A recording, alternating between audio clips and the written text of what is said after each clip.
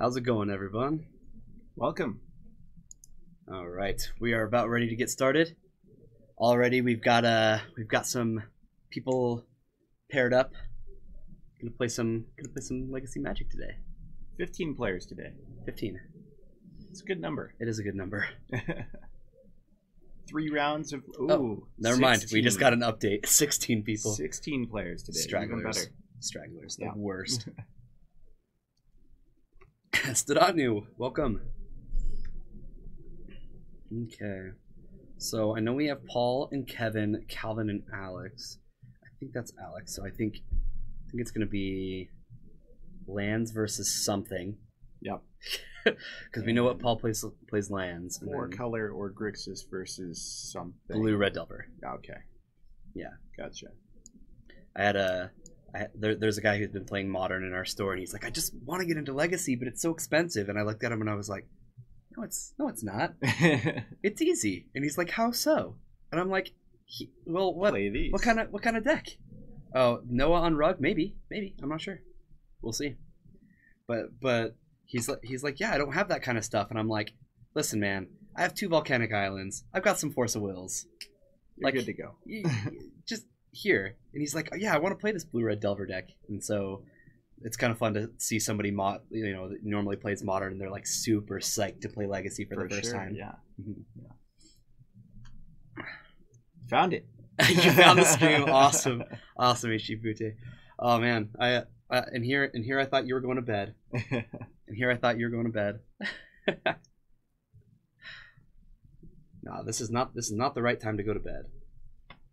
I'll tell you that much. Okay. Well, we're glad to have you here anyway, Les. Are you? No, I'm upset about this. I'm upset. Matt might be okay that you're not here, Les, but I'm not.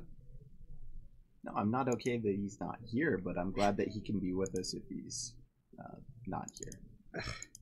Even if... I don't know. Whatever. Whatever. Okay. People are just about sitting down. All right, Paul is here.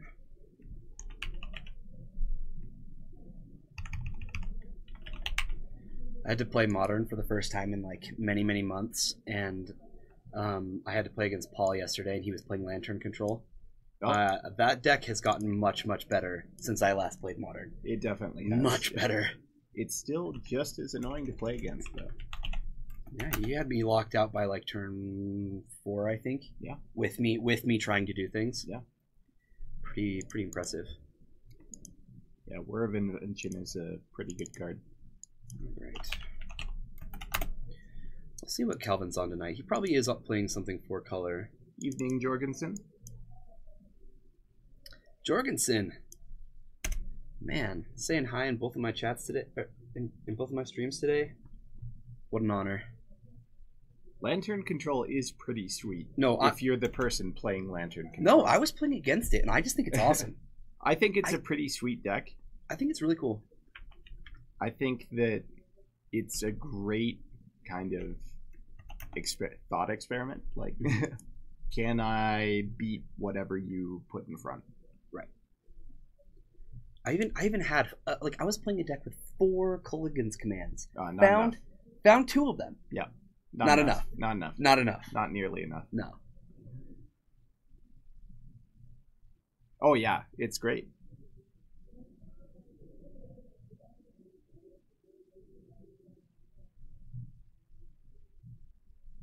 You unfortunately didn't get paired up against them. All right, looks like our players are just getting their decks cut here, and we'll be on our way. Yeah, excellent. Live Legacy coming your way. 3 rounds. Finally, I just get to sit down and watch some Magic and not even play it. Hopefully, some sweet games. This way, when people say punt in chat, they're not talking about me. They still might be. Oh crap! So Death Right on the board for Calvin. Okay. And Island into Ponder for Alex. Getting things started over here. I swear his name is Alec, not Alex. I'm gonna switch it. Even I'm just going with my gut feeling. Not that the name is a whole lot different. Okay, so I think we're gonna put Calvin on his 4-color deck. Yeah. Yeah. I mean, he is known to play Grixis Delver as well, but I'm just gonna put that there for now. It's usually what he's doing. All right, Gitaxian Probe coming in, and we get to see Calvin's hand. Brainstorm, Ponder, and some lands. Yeah, not the most amazing hand from Calvin, but he does have a couple cantrips to try to fix his hand. Sure. And he does have the fetches and the brainstorm to do so. He just needs to hit the right things. Mm-hmm. Interesting graveyard placement from Alec. Yeah. Oh, and Leovold off the top. That's gonna do some things. It's gonna do quite a bit. Caitlin Marler, thank you for the follow. Appreciate that. C's need to be foiled too. Yeah, right. What is he thinking?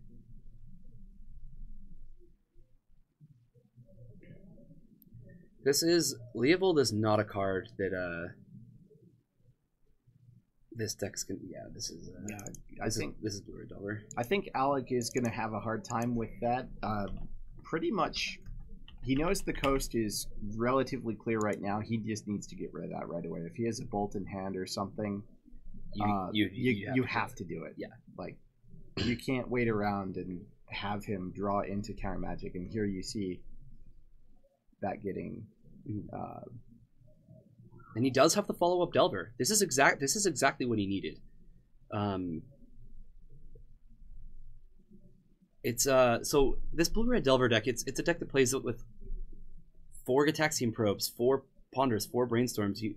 You're really just not going to win a game with a turn 2 Leovold on the board. Sure. But definitely, Leovold is a big start there for Calvin. It is going to draw him extra cards, as is this Baleful Strix coming down, and that's going to shut down Delver's attacking and potentially shut down Storm Chaser Mage in the future. Mm-hmm. And here we see a Thoughtseize. So this is 2 Chain Lightning, a Ponder, a Gitaxian Probe, and a Monastery Swift Spear. So even though there's a good chance that I was gonna say with this amount of Chain Lightning, I'm pretty sure that this Baleful Strix is not going to survive too much longer. Sure. There's a Price of Progress on top. This is going to flip Delver. Got that shaded back sleeve, but we have an Insectile Aberration on the board. Now, Price seems pretty good in this matchup for Alec. Yes. Calvin's already got 2 non-basics in play, and that's going to put a lot of pressure on Calvin's life total. I do think that Calvin has a Verdant Catacombs in hand. I want to say that. We saw that earlier. This can fetch a basic swamp. And since now he knows that there's a Price of Progress that's around, he'll be able to play around that. Yeah.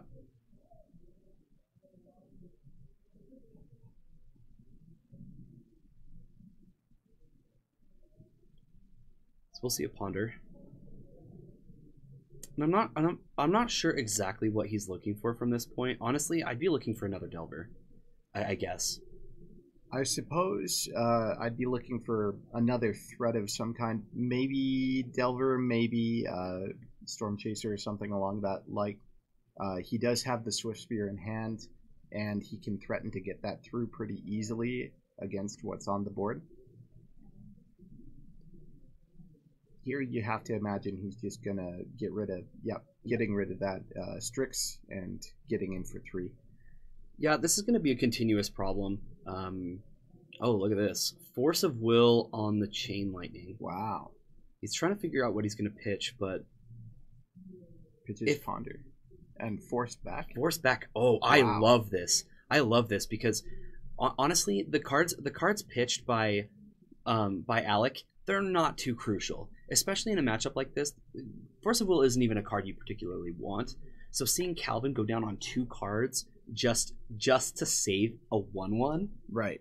you're like, oh, that's how fragile your hand is, huh? Let me take advantage of that. Well, we saw Calvin has a couple cantrips, and that's about it. He still has a Brainstorm in hand. He's using a Ponder here, and that's about all he has. Yeah, he plays. I believe he plays 2.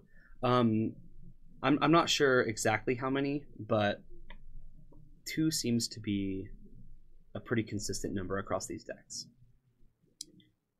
Down comes Snapcaster Mage, and we'll see what that targets here in a second. If you're Calvin, what are you really looking for here? I'm assuming you're looking for answers to deal with the Delver. Yeah, I think he's targeting Thoughtseize, though. No, he's fetching a blue. Activating. Is there something in the graveyard? Thoughtseize. There we go. I see. Yeah, Thoughtseize is going to see Price of Progress and Monastery Swiftspear. He actually knew both of those cards, Of course. so yeah, taking Price of Progress is going to prevent a lot of damage. Definitely. And interestingly enough, Deathrite can gain him some life here with that tropical island. There are currently 2 creatures in Calvin's graveyard, so he can gain 4 life off of that. If he finds a way to deal with these creatures in play, he'll have some answers to that as well. Snapcaster blocking, providing even more fuel for that Deathrite. And Calvin's last card is a Brainstorm? Yeah, Brainstorm and one other. Deathrite? Yeah, I thought he had Deathrite before. So he is going to have a hard time racing with this Deathrite Shaman. This is a good spot. This is probably a pretty okay spot for Calvin. He just drew Brainstorm. He can pretty much keep Alec to 1 damage a turn. Basically. Worth noting, a second Price of Progress off the top right now could be very tough for Calvin to deal with. Yes, but there probably isn't very many left in the deck. Ooh, Liliana, the Last Hope. Well, that's going to be a pretty good one here.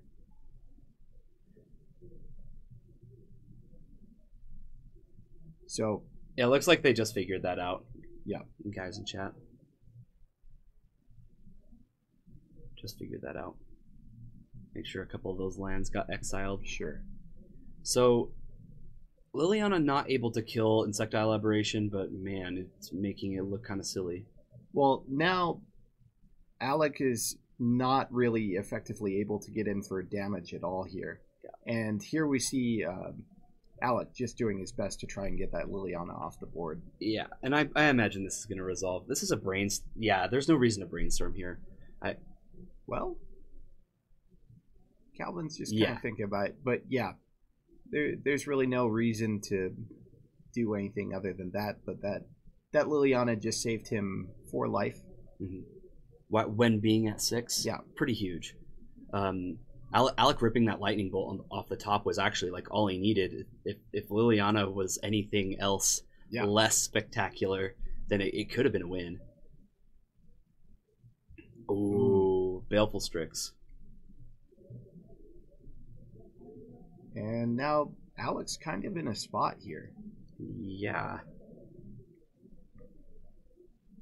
Second green source coming down Calvin's side as well, so able to really keep that life total padded. We see him sitting there at 8. Yeah.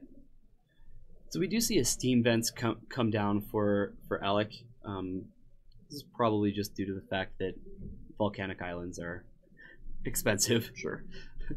he probably just saw that I can probably fetch this, go get a come into play tap land and not take any punishment. But I think normally you want to just keep that fetch there in case you draw a Brainstorm or in case you draw a Delver. Yep. Something to probably. Why drop the land? I don't think there's really a whole lot of reason not to at the moment. All right, Deathrite's getting aggressive here. getting rid of some cards in the graveyard and affecting Alex's life total and also Calvin's life total. Calvin up to 10, Alec down to 13. And here we see the power of a deck like Calvin's, able to kind of turn that corner very quickly. And this is going to be really hard for Alec to come back from. Yes. So bounce your Delver. In for 1.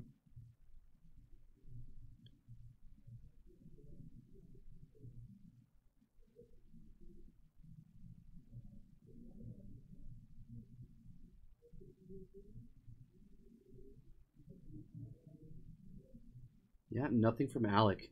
This looks like a state, or it looks like Calvin has officially turned the corner.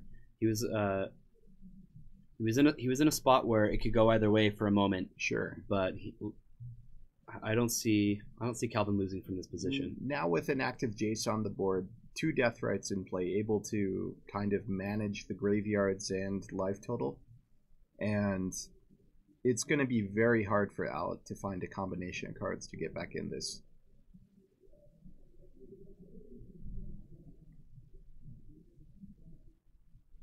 Price of Progress off the top, just once. Even then, Price of Progress wouldn't do it. It'd be 8 damage. It would be 8 damage. 8 is not 12.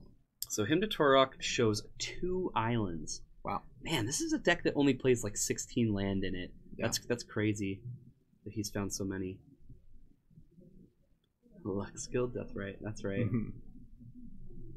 Definitely not lethal anymore, that is for sure.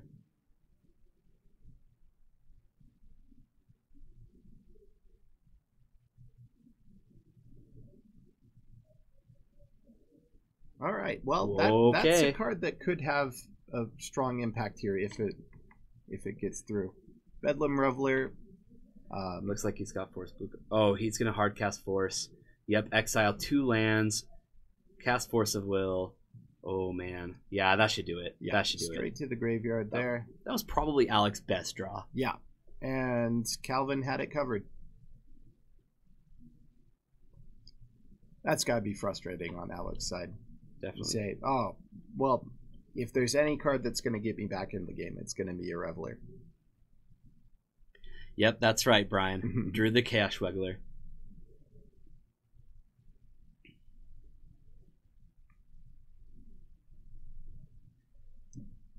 Like we mentioned, Admiral Novier, this isn't quite a win if he draws a Price of Progress. It would deal 8 damage, which, don't get me wrong, it's a lot, but it's not. Yeah, that's its German name, Riley Cold. So Brainstorm here for Alec. Looking at the top 3. Puts 2 back on top. I love it when people have like all non-foil decks. Nobody has anything bad to say. But we all look at Calvin's and we're like, man, what a beautiful deck. And they're white border duels. So Fatal Push is going to take care of Monster Swift Spear. I think this is him packing it up. Yep, yeah. That's going to be game 1 to Calvin.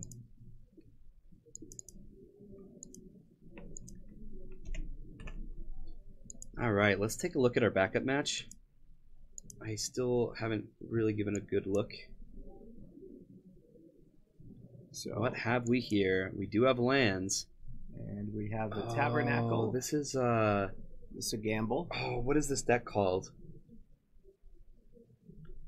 Paul is actually the person that was in chat earlier this week, and he was like, Kyre, you need to play this deck. You need to play this deck. It's kind of like an affinity with like Ravager and Steel Overseer, but it plays like Chalices and it's just 100% colorless. Sure. No color at all.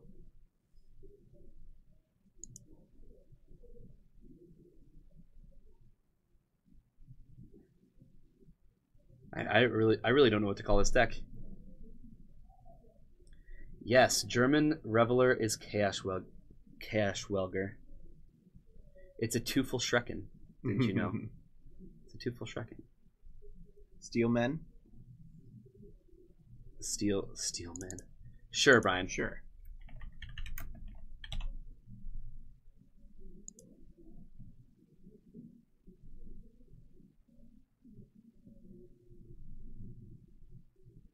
right, so City of Traders down. As Kevin makes his land drop. Unsure. Men of Steel. Sure.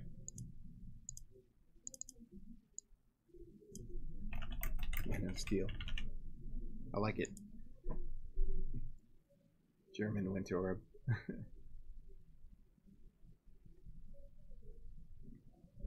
I like the German worm coil engine as well. It's quite funny. I think it's like worm spiral machine or something like that. It's great. Was it the German Ball Lightning that didn't have the dies at end of turn clause on it? Whoa. Is that the one, Jorgensen?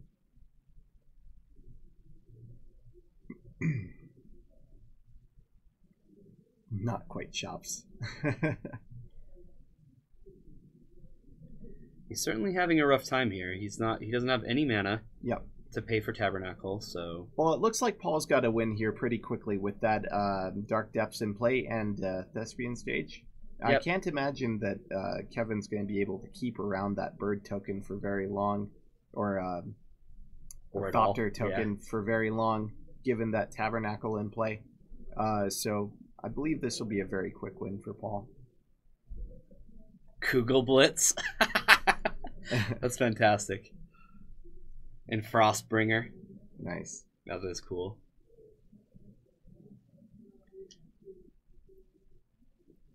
Yeah, this is just gonna delay the inevitable, I think. Sure. You know, we already know that he's got Life from the Loam. And now a Punishing Fire entering the graveyard, too. He gets all the things.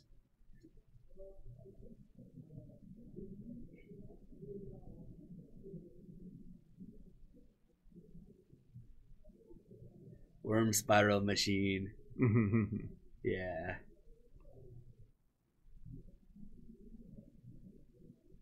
Dunkeltafen. Oh, that's great.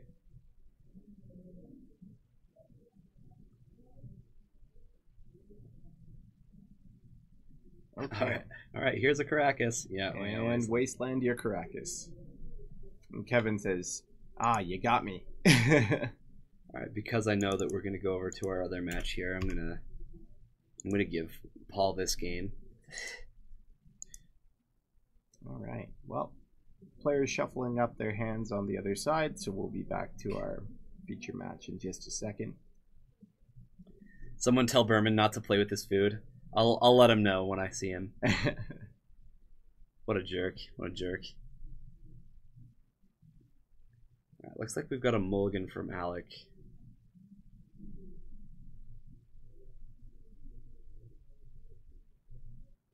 There was a handshake. Yeah. I wonder. Yeah, I wonder if that was the whole match. Wonder if that was the match. Looks like it. I see some sideboard cards. Wow. Coming out. That might have been a quick match for Paul. I'm thinking so. Alright, let's see what's going on. Alright, scrying on Alec's side. Puts it to the bottom.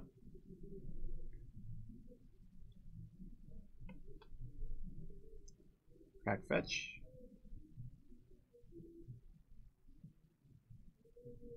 So if you're Alec here, I think you're looking for a fast start backed by a little bit of counter magic to protect your threat and getting in underneath Calvin's late game. I agree. I think cards that you're looking for are Daze. Yeah. I think Daze, Fork Bolt would be really good if he runs it. But yeah, you have to have a turn one start. You have to have a turn one creature. Yep. And here's that turn one creature in the form of a Swiftspear coming in. Yep.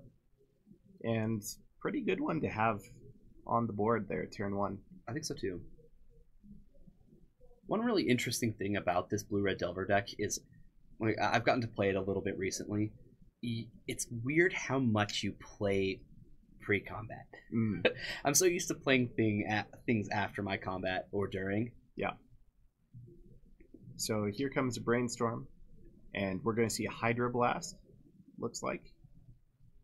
Yeah, that's going to resolve. Wow. So Alec unable to protect that threat. Brainstorm's going to resolve, though. I think Alex maybe was a little too hasty with this Brainstorm. I think he got a little bit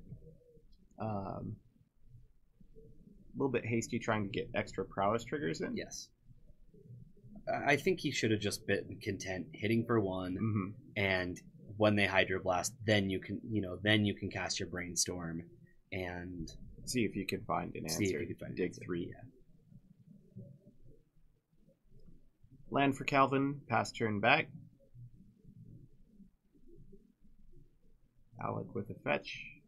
He does still know the top card of his library. If he doesn't like it, he might just let it go, or might hold on to it. Never know. Couldn't tell what was drawn or put back on Alec's side. Foils, gross. They're no more gross than they were last time we saw Calvin play.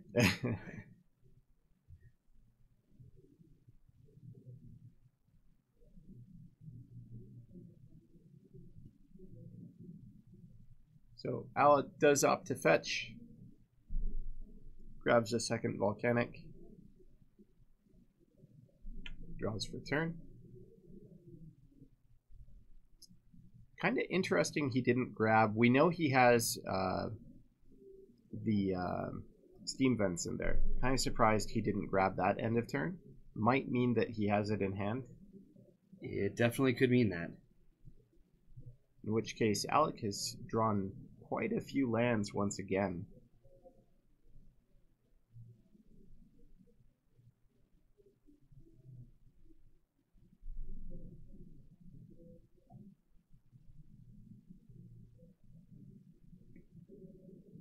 Yeah, they are a lot cheaper now after EMA, definitely.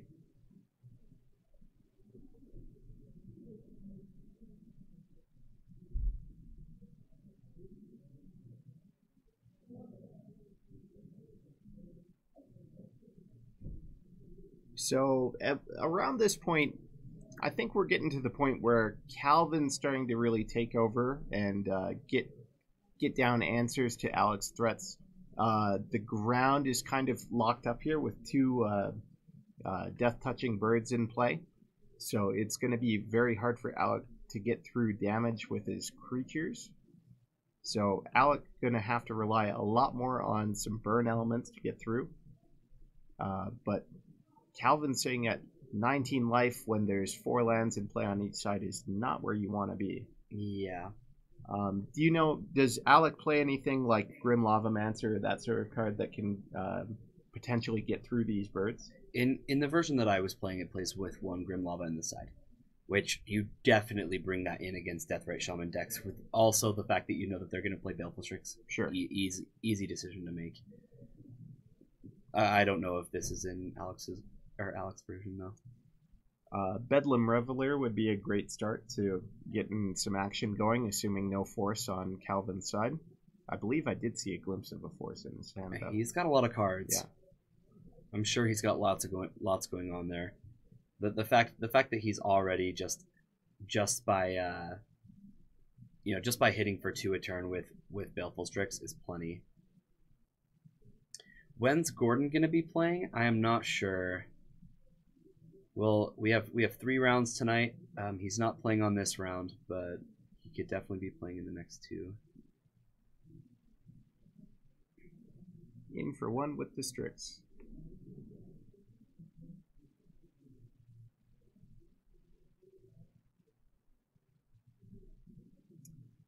So, kind of hard to think about what Alec kept here, seeing as how we've seen... Okay. Yep, that's a good point, Jorgensen. Make sure he wins. That's how you get on camera. You gotta win. Is that Pyroclasm? That he's casting? Yeah. Oh, it's Price of Progress. Oh, Price. is absolutely getting countered. Definitely not gonna resolve. Could you imagine Calvin just like, okay, take 10. Take 10. That would be yeah, that would be good, but not gonna resolve here. Snapcaster is gonna take care of that. No counters back on Alec's side. Bolt your Snapcaster is the line that Alec goes for. This is coming from Calvin's point of view. This is already a win. Oh yeah, like there are 2 Baleful Strix on the board, and what creature just got bolted? Snapcaster. Yeah. This is not looking good for Alec. Here's a Gitaxian Probe. We're gonna see Pyroblast, double Force of Will, Baleful Strix, Kolaghan's Command. Wow, this is just pure value. Yeah. Calvin's sitting pretty here. Yeah, this is gonna get forced. That'll definitely draw a force. So our Bedlam Reveler, aka Chaos Welger, once again not seeing play. Nope, and somewhat surprising to me that Calvin let the other Force of Will go. He can just attack for 2 every turn and just hold up the other Force of Will. He has 5 mana. You know, I think Calvin's content just kind of getting it out of his hand. He knows that he's got even more birds on the way. He's got Kolaghan's Command to get back a Snapcaster if he wants it, or a bird if it blocks, and I think he's just happy being in this position. Alec also kind of getting to the point where Kolaghan's Command could be an instant speed discard on draw step to get Alec out of cards in hand.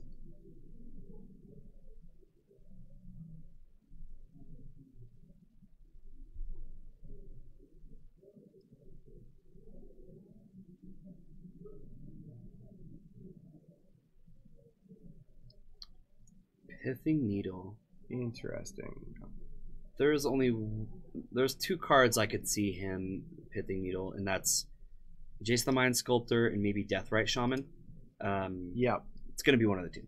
Yeah, I'm pretty sure he's going to name Jace based on the way that last game played out and given current life totals and what's on the board, but you never know. It is the scariest card. Yeah. Potentially. So Reveler's going to resolve here. Alec draws 3 cards. Yep, this is huge.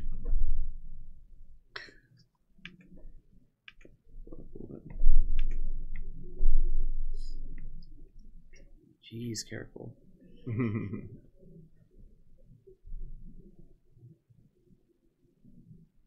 Now, this is just staring down three Strix. Like, oh yeah.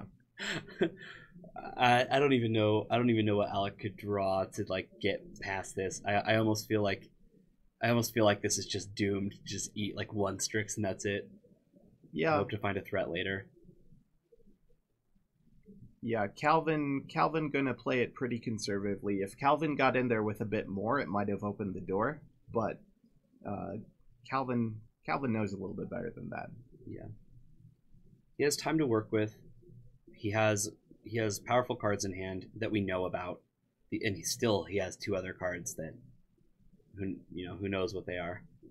All right, looks like a Kolaghan's Command is going to get cast. This is going to bring back a Snapcaster Mage. Going to either have Alec discard. Yeah, have Alec discard. This is going to be the one of Thunderous Wrath in the deck. He was only 1 mana away from just casting it. But even that, 5 to the face right now. Calvin's still at 17 life. It's not doing much. Not doing much. I think that card's better off killing a bird than it is dealing 5 damage. Man, that bird would be so dead. It would be so dead. The bird gets... I would like to see a Baleful Strix get Thunderous Wrath. Feel the wrath.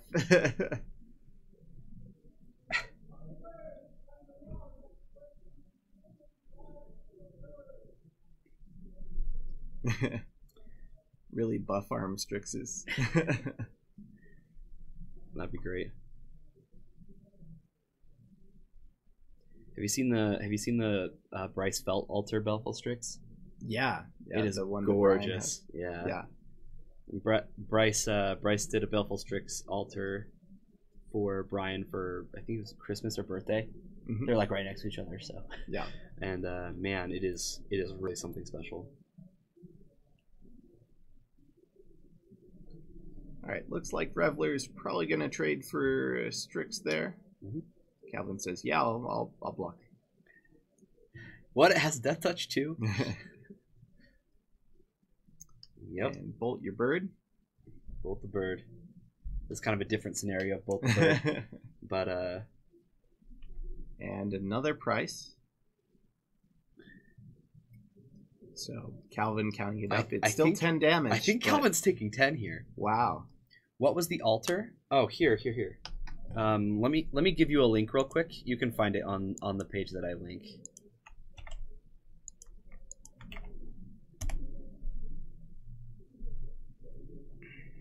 Bolting Strix is a losing battle. However, it's also the only battle. Hydroblast is not there anymore, so it looks like we're going to grab a Brainstorm.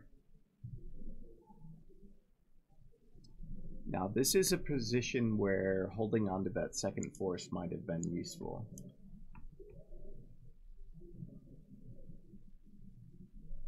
But Calvin takes 10. Drawing this almost makes me think that the Lightning Bolt should have gone face. I don't know. Maybe that's still wrong, but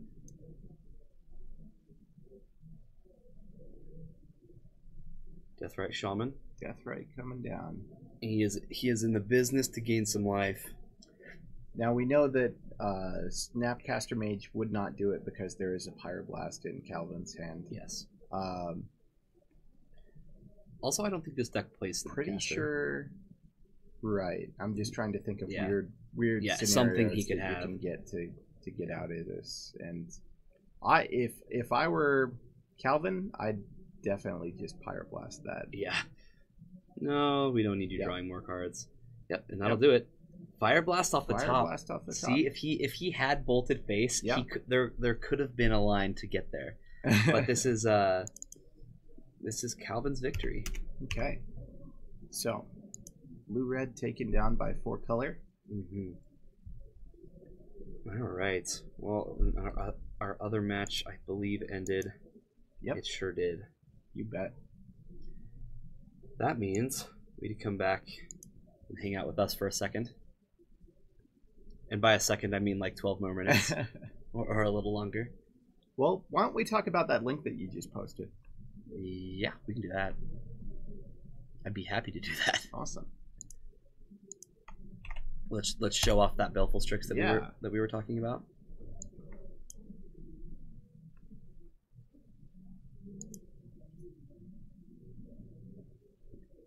Bryce just came in right before the broadcast and showed us some of his cool altars that he's been working on. The most recent ones he's done, these Lotus Petals. I guess there's a guy that wanted a whole Test Storm deck.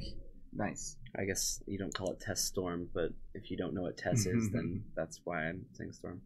And then he showed us some of these. Yeah. Now this altar that he did was a test, right? Like who doesn't alter for a messy tome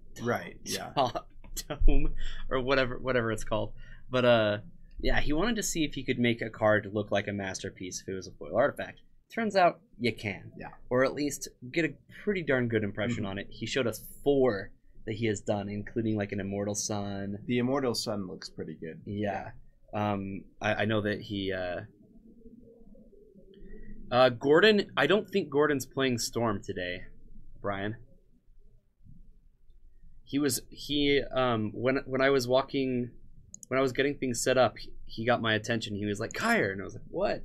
He's like, "I have another deck," and I was like, and I just gave him a weird look, like, "Well, okay," and I'm like, "So does that mean you're gonna play it?" And he goes, "I think so." So yeah, I don't think he's playing Storm. Ooh. Let's do an Enchantress Mirror. Let's not. No, let's find that Baleful Strix. Let's find Brian's gorgeous Baleful Strix. There it is. Yeah. There it is. Now that's a Strix. That's a buff arm Strix. That's a buff arm Strix right there. Yeah, Yeah. he showed us a couple of lantern parts too. He didn't actually show us a lantern, but they work well in foils. The link that I gave you, Admiral No Beard, that's his Facebook page. Just give him a message. Yeah. It's right here. See the send message button, and be like, "Hey, I'm this person, and I'm interested in some of your masterpieces." And then Bryce will be like, "Yep, he'd be happy to commission those For sure. dropping things." Some Tinder walls. Yeah, he's got a couple of cards done for a Charbelcher deck, I think. Yeah, some pretty awesome Burning Wishes. Yeah, we get to see those a little lower, huh? Mm-hmm. And this is for the same test deck. Elvish Spirit Guides. Gorgeous, there we go. absolutely gorgeous Spirit Guides. I really like the small details on the corners they did with that. Yeah, I really like it as well. He could be playing Storm. I don't know. He just told me he had another deck. That's all he said. And then I was like, "Whoa, you have another deck? That sounds like something that you would say before you play it." Yeah. So we'll see. We should get Gordon on camera. All right. Let me work some magic here.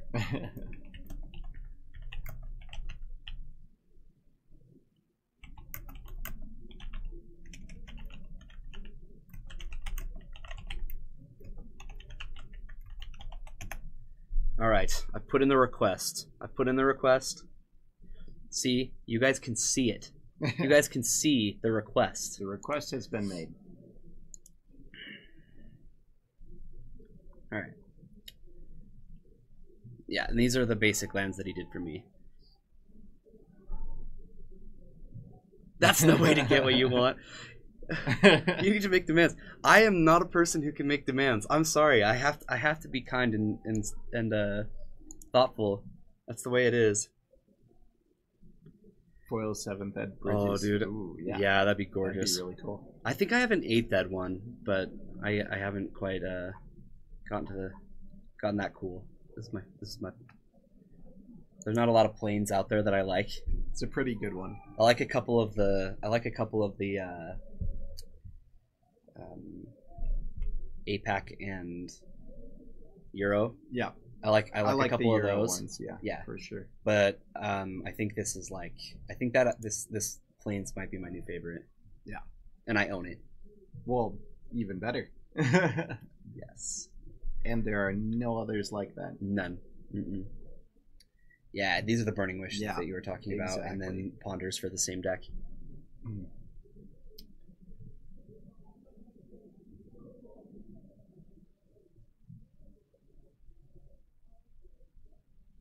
I just realized I don't have the timer up on this screen. Let me see if I can fix that.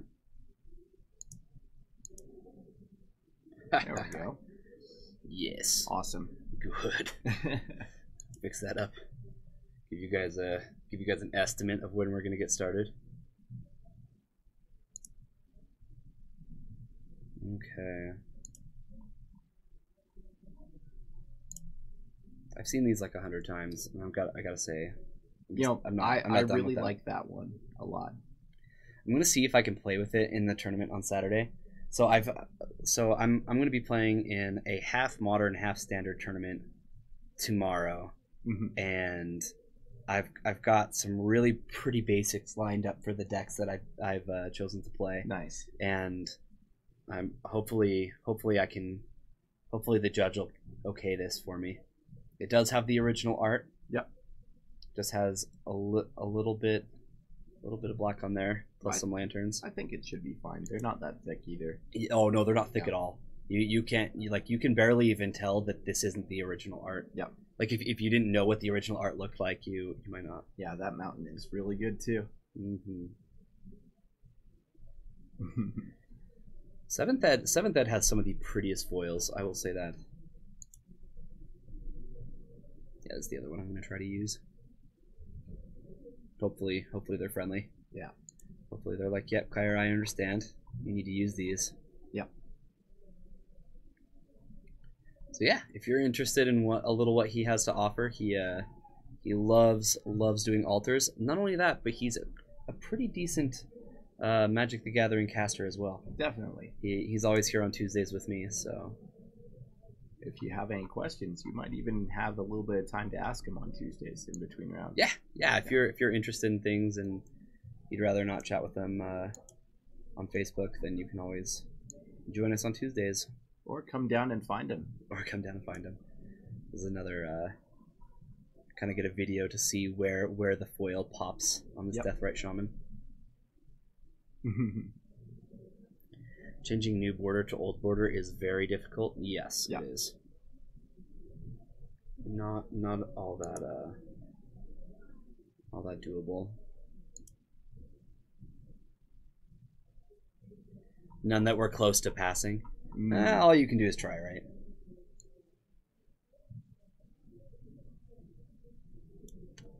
There you have it. All right. Got to see some of Bryce Felt's altars. So, I guess not only did Alec want to jump on this deck, but also since we're on talking about Bryce here, Tuesdays, Admiral. Yeah, Tuesdays. Tuesdays he'll be sitting right where Matt is. Yep. So yeah, and he's playing Blue Red Delver tonight. Yeah. He came in and he was like, so what do you know, like, so you had one True Name and Nemesis in the sideboard? And I was like, yeah, I guess. Yep. I don't know, the list that I've been playing, I've done a couple of leagues recently with this Blue Red Delver deck, and it's strong. The first time I ever played it, I 5-0'd my league, and then I played it again earlier today. If you want to go back and watch that stream, I went 4-1. So the deck has just been great to me. Tuesdays are impractically better than Fridays. Sorry, Matt. Well, you know, I think he's trying to say it's not about you. How could it be anything other than that with an extra round? Yes, yeah, we have 4 rounds. Yeah. We have 4 rounds on Tuesday, and we only have 3 today. So don't be sorry, be an Oreo. I've never considered that before. Yeah. I didn't even know that was a thing that I could think. You can be anything you want, Kyre. Can I be a Magic commentator? Except for that. Shoot. All right, I guess you can. All right. So next round should be starting pretty soon. You can see our timer has it at about 2 minutes or so. That's pretty accurate to the end of the round. Can I rank Dark Ritual artwork from best to worst? See, I have this weird thing for liking all of the artworks that people hate. So I don't know that you'd want to hear what I would have to say about Dark Ritual artworks. I'd probably be the same with a lot of people, but some would surprise you. Stasis art. Stasis art is like the best ever. I was actually super disappointed because we have this weird Stasis deck online, and it has I guess there was an online Stasis. Yeah. From like, was it Vintage Masters or something like that? I think it's just a Moto promo with the different art. Yeah. Ah, jeez, you guys are fine. Okay, let's do this. Dark Ritual arts.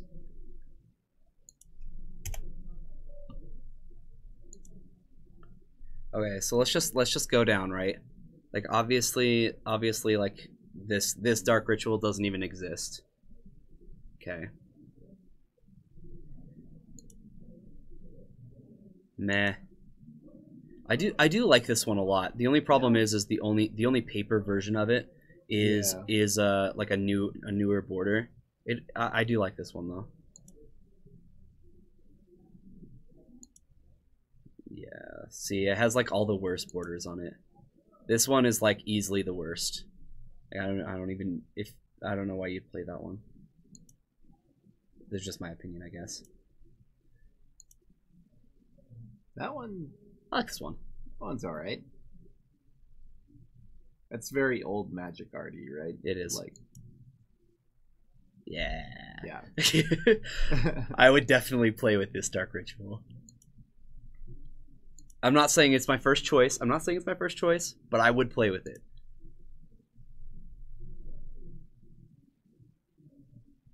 I hate to go against the Rebecca guy or whatever, but I don't love this one. Meh. Yeah, I hate to admit this. I did not know this existed. I have to say I didn't realize that this art existed either. Although I'm sure I did at one point. This looks just enough like Skull Kid's mask from Zelda, from Legend of Zelda that like, man, I need to find these. These are sweet. No, I would not pick that one. Boring. I like this one.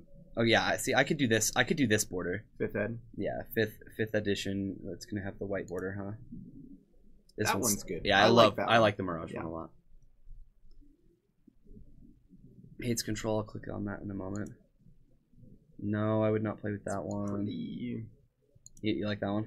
I think it's pretty like iconic-y. Yeah. Like when I think of Dark Ritual, I think of that type.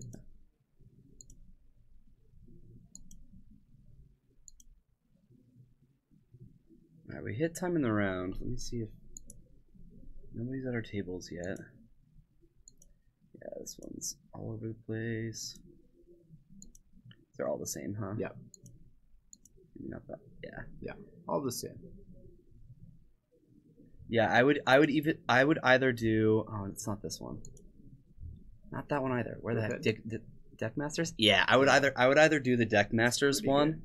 I would either do the Deck Masters one, or I would do the Judge promo, because reasons. I don't know. That's where I'm at. Which one? The Ken Meyer art? What edition was that one? Is that the Mirage? No, oh yeah, this one is really I like good. That one. Yeah. I would definitely pick this one. Just to troll everybody, I'm just gonna run these ones. Ice Age and Mirage. Yeah, I definitely like the Mirage one. Yeah, the Ice Age one's cool too. That was the Cold Snap theme decks. Where's the Ice Age one? This one? Yeah. You're talking Tempest, Admiral? Meh. Not my favorite deck. Yeah, I don't like this one. I wouldn't fault anybody for liking it, but yeah, it is Tim from Monty Python. It totally is. You agree with Tempest? Okay. Interesting. I think I've seen this one in more like Storm decks than any other one. Yeah. So I'm sure a lot of people agree. I'd probably be like the awful person that's like, yep, I'm using my Deck Master or my where is it? Cold Snap theme deck. Yeah. Yeah. Yeah. No, I'd probably have like a mix of them just to throw people off. Well, I am like one of those people who likes really bad card arts on their cards. Okay. Like, look at me, I'm the DCI style card arts. So you would go for the Judge one? If they could have one drawn in crayon, that'd be good for me. Yeah. Yeah, original art's fine.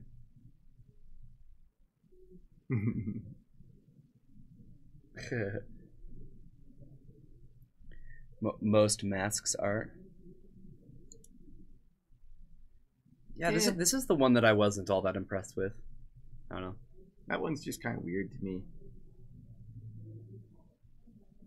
It just doesn't look like the appropriate place to hold other people's hands. Yeah. I don't know. There's that eye, and they're standing on what looks to be like an iris or a pupil. I don't know. It's weird. Strange. So do I have to lock it? Do I have to lock in my favorite? Because I'm super torn between the Judge one and if this was on like an old border and not foil, who knows? This could be really gorgeous. I'm gonna say I'm gonna go with the Cold Snap theme deck one. Cold Snap theme deck. That or Mirage. Yeah. Okay. I mean, let's be real though. If I had a deck with 4 of these in it, everybody knows that I would have 4 different ones. So just saying. There you go. Everybody knows that. I would want them to be super different, so I'd probably get like an invocation and the judge foil. Gotcha. And then I would get like this dark ritual and then maybe like an Unlimited. old unlimited. Yeah. That's what I would do. Yeah. You can hate me for it, but that is seriously what I would do. Is that where the wild things are, Judge Promo? Sure. I swear, like this looks just enough like Skull Kid. Some men just want to watch the world burn. I know. I'm a monster. I'm sorry. Well, hopefully I get some of you kind of people tomorrow when I play my Jund deck. So, all my cards are as different as they possibly can be. So, literally all my Tarmogoyfs waves are from different sets. There you go. Yeah. One of each. Yep, one of each. One of them's even foil. Oh, there you go. Yeah, I think it's like the 2015 one. Throw them off. Like the worst one to have foil. Yeah. You want to foil out your whole lantern deck? That'd be amazing. Yeah. Silver bordered lantern deck. See, that's what I'm saying though. Hibute, like, why choose? You have so many. Just do it. I know that hates control. Yeah. That's what I'm saying. This looks like Skull Kid. That's why I would I feel like I'd have to have one of these.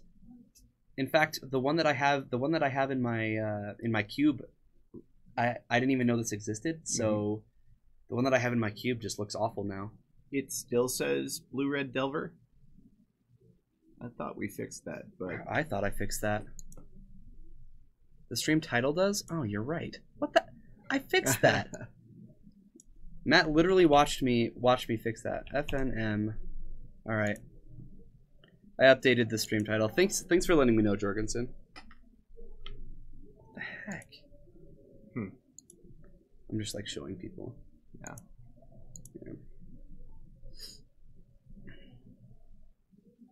Yeah. Yeah. On Restream it shows that I put in the title correctly. That is so odd. All right. Well,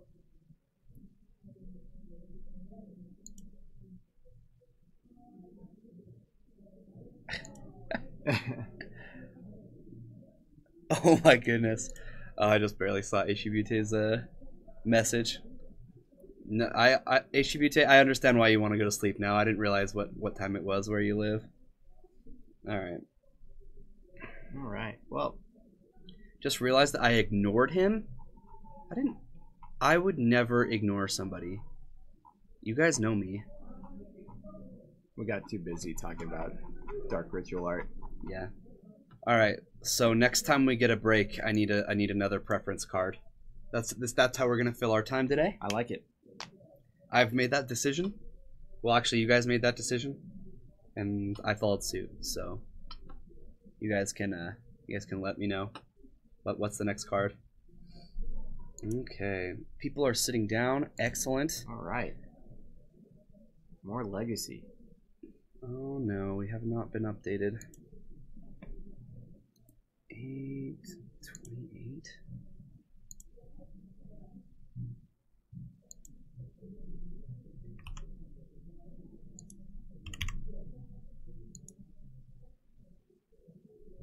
So Gordon might not end up on this round because I have not been updated.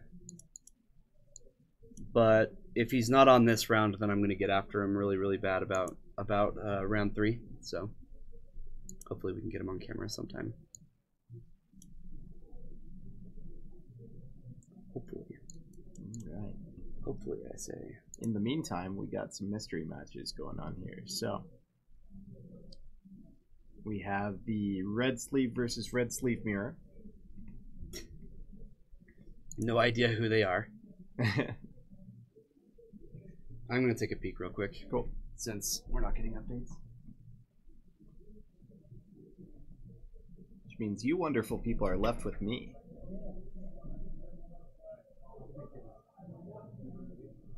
Awesome. Oh, this is fantastic. What do we got? Okay, so we do have Gordon Okay. playing against Ryan, And then we also have Bryce and Calvin. Ah, okay. So I believe this is Bryce and Calvin. Or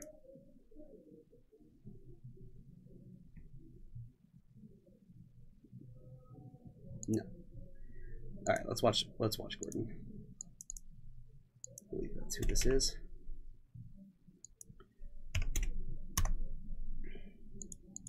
I'll update the information in a moment. Looks like they're getting started. I believe this is Gordon. I know he's sitting in my feature match area, so... Or am I... Oh, maybe I am on the wrong table.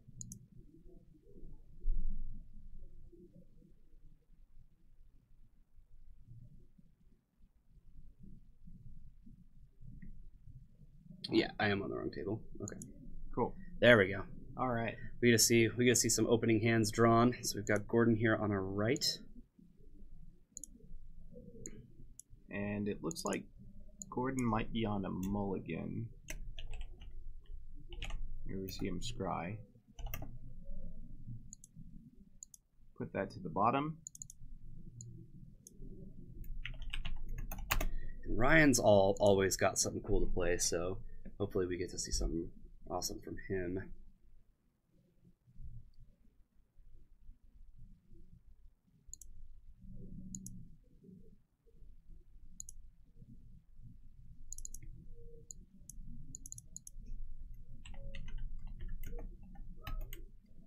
All right, Delver in play on Gordon's side. Oh, so funny. Calvin's playing against Bryce, playing blue or Delver, so he's played the same matchup. Playing the same matchup. All right, let me get this updated for you guys. A Delver? Wait a minute. Gordon's playing a Delver? Rug Delver. Where's Tidatnu? Yeah, where is Tidatnu? Somebody calls Tidatnu. Let him know that Rug Delver's on the on the screen.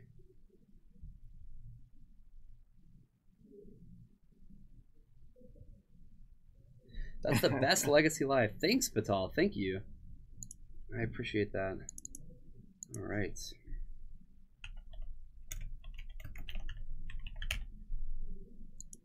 Get all this updated for everybody so we know what's going on here. No, there's no lands in front. 3 rounds today. Now, here's the thing, Caitlin Marler. You let him come all the way over here just to play some Magic. That's a good girlfriend. Yeah. Because I know how far he comes to come play here, so that is pretty awesome.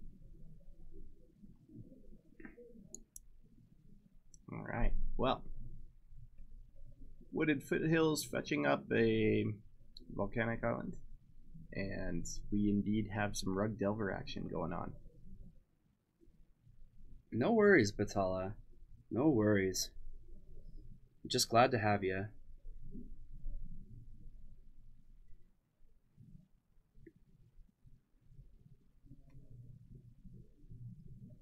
Oof. 2 hours is a long way. Yeah. That is a long way.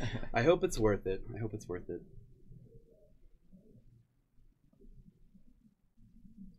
Pretty sure Gordon thinks so. Yeah, I think so. In comes a Nimble Mongoose. Currently 3 cards in the graveyard. And a true name on Ryan's side of the board. I don't even know what to put him on yet. I know he's playing Grixis something, but there's Punishing Fire, so yeah.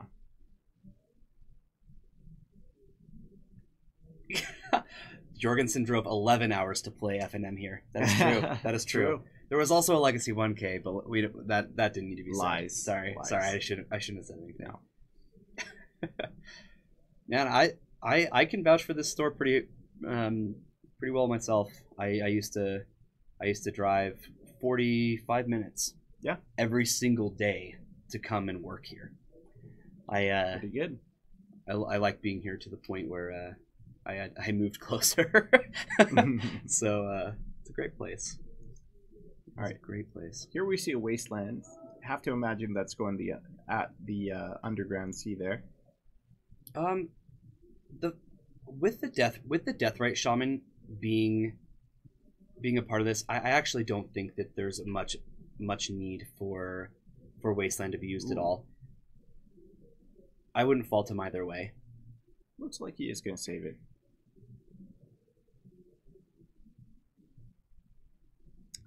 Deathrite is going to kind of put a damper on that Nimble Mongoose. Here it comes on then. End of turn. End of turn. Fire this off. This is going to be a punishing fire. Yeah, kills that Delver. Definitely putting Ryan on a 4-color deck. Whoa. $. Yeah. We'll call it 4-color control.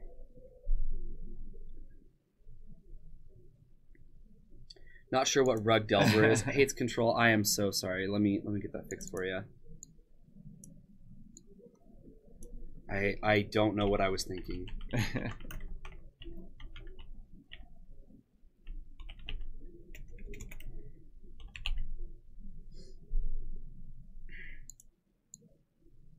Well, that takes up a lot of room. All right. Well,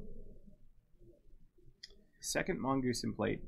Deathrite is going to kind of keep those under control. It's unlikely that they're going to be able to be 3/3 monsters anytime soon. Dak Faden coming down on Ryan's side of the board.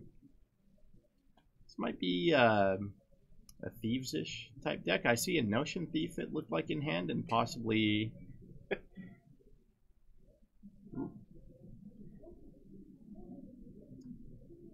yeah.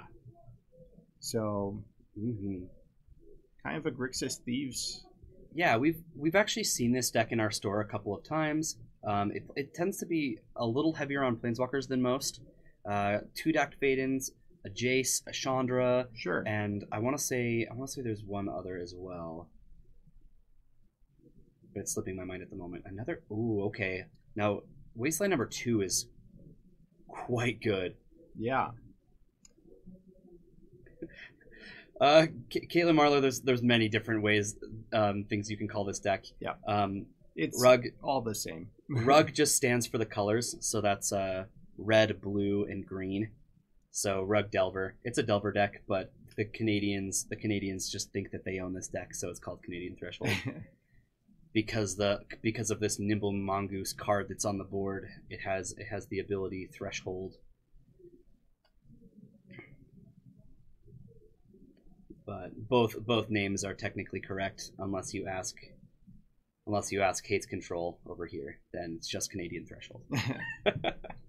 Grove of the Burn Willow is coming in, and that's going to be a lot of pressure coming towards Gordon's side, especially with that true name in play. So these Mongoose might not have enough to go on here. These Mongoosen? Mongoosen.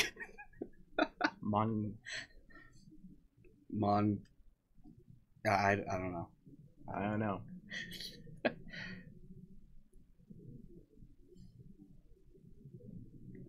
What about Starbugs Lovers? Ooh, I like that one too, Admiral No Beard. Or Snug as a Bug in a Rug. That's fantastic. A gaggle of mons. A gaggle of mons. Yeah. There you go. There you go. Darn Canadians. They think they own everything.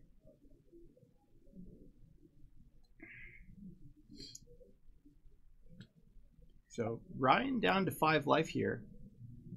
Punishing Fire brings him down to 3, up to 4 on the gain, and this is presenting lethal this turn if there's no counter spell for Gordon. Oh, there's a Daze. Daze, pay for it. Yeah. All right. Game 1 is going to go to Ryan. Rugburn. Oh, Rugburn. Oh, I've never heard that one, and I am Rugburn. so okay with that. All right, let's take a look at our backup match. I do know that we have Calvin playing 4-color. We also have Bryce playing Blue-Red Delver. So this is the same matchup that we had last time. I know that Batala asked what we saw this last round. We saw pretty much this exact match, except Bryce has a little more style in his deck. Yep.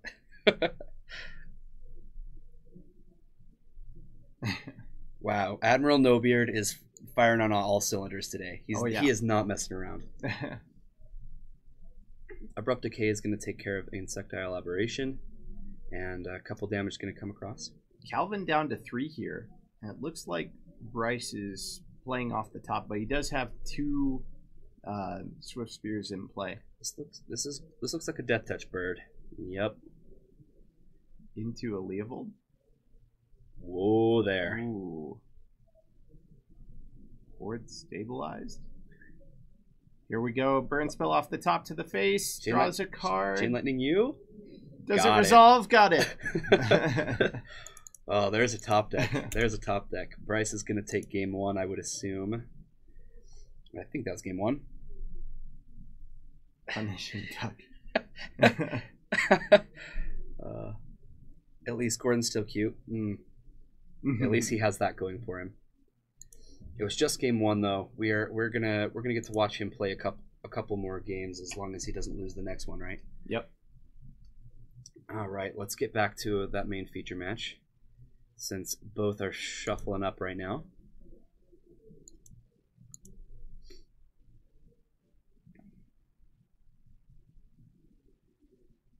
So Canadian Threshold looking to disrupt and really punish these 4-color decks for playing so many fetch lands and having kind of a greedy non-basic mana base. Absolutely, yeah. Ryan's probably only got a couple basics in his deck.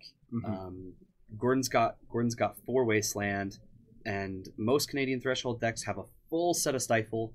I would imagine to see that there too. Sure. So Days as well doing a decent job of keeping Ryan off of those bigger threats that you might see. Yeah, I think this is a matchup where who goes first probably has the advantage necessary to win. Definitely, and I think Deathrite plays a big part of this matchup. I agree. If Ryan is able to land an early Deathrite and keep it on the board and relevant, then Gordon's going to have a much harder time of dealing with that. Admiral Nobeard, thank you for sharing. Or not. Or not. Switching it up this time, lands in front. Yep, lands in front this time. Keeping every... Oh, he's bringing it around. Bringing it around. Awesome. Gordon, keeping chat in mind. Who? Admiral. I don't know. Who's on first? Who is on first?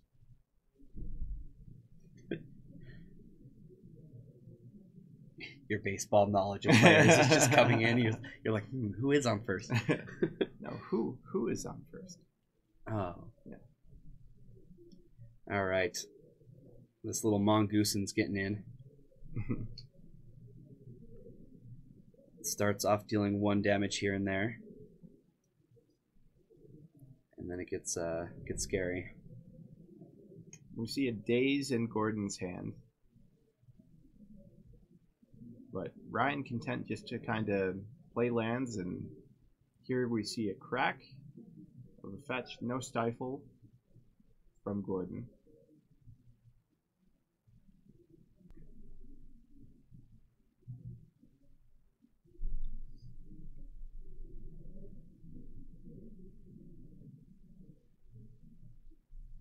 He was thinking about the Underground Sea and decided on Basic Island instead. Yeah, I think this is smart.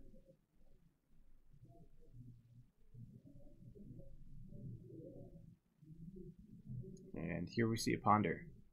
And wow, this there is we see a Spell Pierce. I was not expecting something like a Ponder to get pierced here. Wow. You seen the Jitty? And Wasteland taking care of that. Grove of non-basic. Okay, so here is something. This is a Tarmogoyf. I know it doesn't look like a normal Tarmogoyf, but I guess he was talking to me about it, and there was some artist that he just kind of put these in front of, and the artist just super sloppy, just Sharpie snakes all over the Tarmogoyf. And that's what's going on right now. So We've got a Nimble Mongoose and a Tarmogoyf. Just 2 cards off Threshold. Yep. In the meantime, we saw Wasteland on Ryan's side, followed up by a Brainstorm here, and Gordon with no lands currently in play to Ryan's 2. Oh, Ryan's 1. Ryan did play a land. You're right, Jorgensen. Sorry, I didn't do the air quotes. Artist. Canadian trash. Gordon loves artists.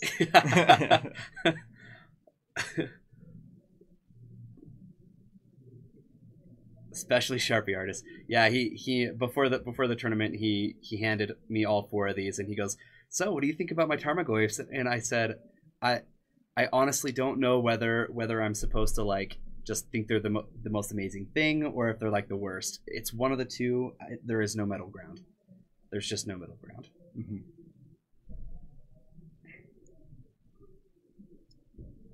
All right, there's going to be a lot of damage.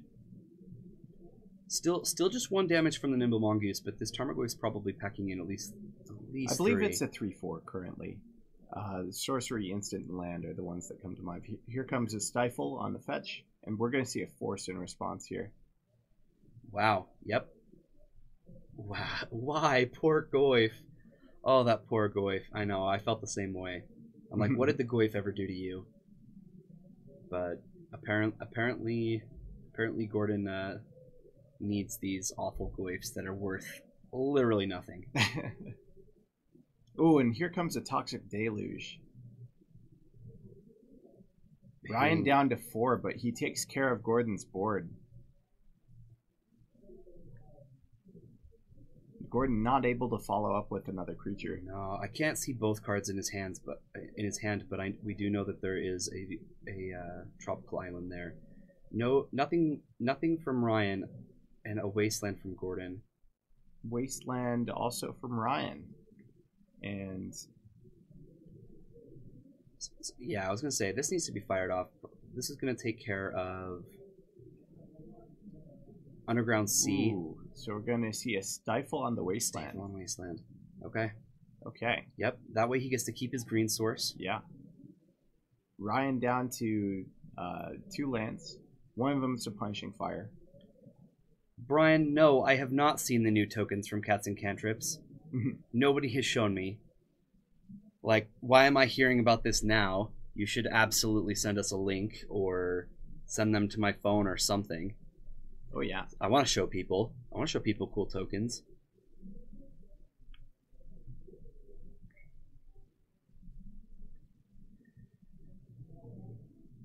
Even if Gordon is able to find a creature here, it's just not going to do it. There's a Punishing Fire and a Diabolic Edict in Ryan's hand, and then we just saw the Jitte that was just drawn, but it's not doing anything. What we need to see is Gordon hit another Nimble Mongoose before Ryan gets access to Black Mana, which we see come down here in the form of a Deathrite Shaman. So yeah, Deathrite Shaman's really, really bad news for Gordon. Not only is there a Jitte on the board threatening all kinds of life gain, but Gordon's just drawing nothing. He's fetching both of his fetch lands here, not, with pretty much no value other than trying to thin out the deck. Sure. He really just hasn't drawn well. I mean, Ryan really hasn't drawn all that well either, but now there's a Lightning Bolt for Gordon. If Ryan is greedy and cracks a fetch, we might be able to see Gordon get him here. If he equips in, here comes a Bolt in response. Yep, this is going to take care of Deathrite Shaman. It was necessary. Yep, definitely. Keeping that creature from gaining life. Yep, it's going to matter. It looks like a burn. Deathrite just off the board is good for Gordon. Yeah, Drunken Bandits. I did message you. Yeah, no problem. Sorry it took so long to get out. I have been just incredibly busy. All right, Tarmogoyf coming and slightly down. Lazy. That's going to be a 4/5, I believe. We've got creature in the graveyard, instant sorcery, and land. Yep, and if no black source is found right here, then I kind of expect this to be it. So Gordon getting punishing fired end of turn.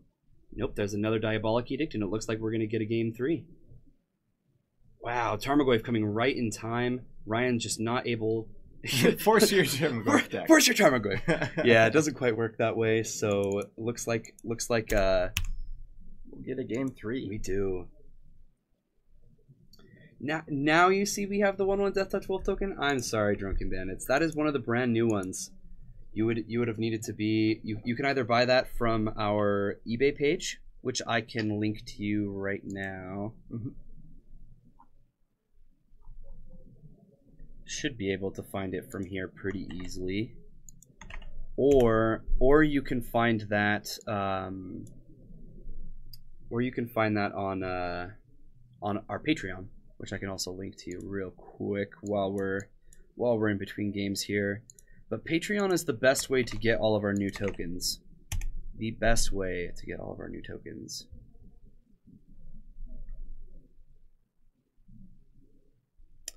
So proud, so proud. So cute. All right. H-Butte, what are you doing? I said you could go to sleep. Didn't I tell you could go to sleep? I excused you. It's too late. It's too late. It's too late. You're locked in now. Yep. You're a round and a half in. All right. That's half the tournament. You guys stay for the rest. Let's see what's going on our backup match. It looks like Delver coming in. Yep. Chain Lightning taking care of Baleful Strix. Calvin down to 9. Stop. Oh, you guys are fantastic. Thank you so much for being here tonight, guys. You guys are the best. Yep, Calvin's just got a bunch of land. Bryce seems to be getting what he needs. I didn't see. I saw land Storm Chaser. Yeah. Didn't see what the third card was. But Storm Chaser's another threat, and the fact that Calvin can't deal with the Insectile Aberration makes me think that a second threat has got to be terrifying. Sure.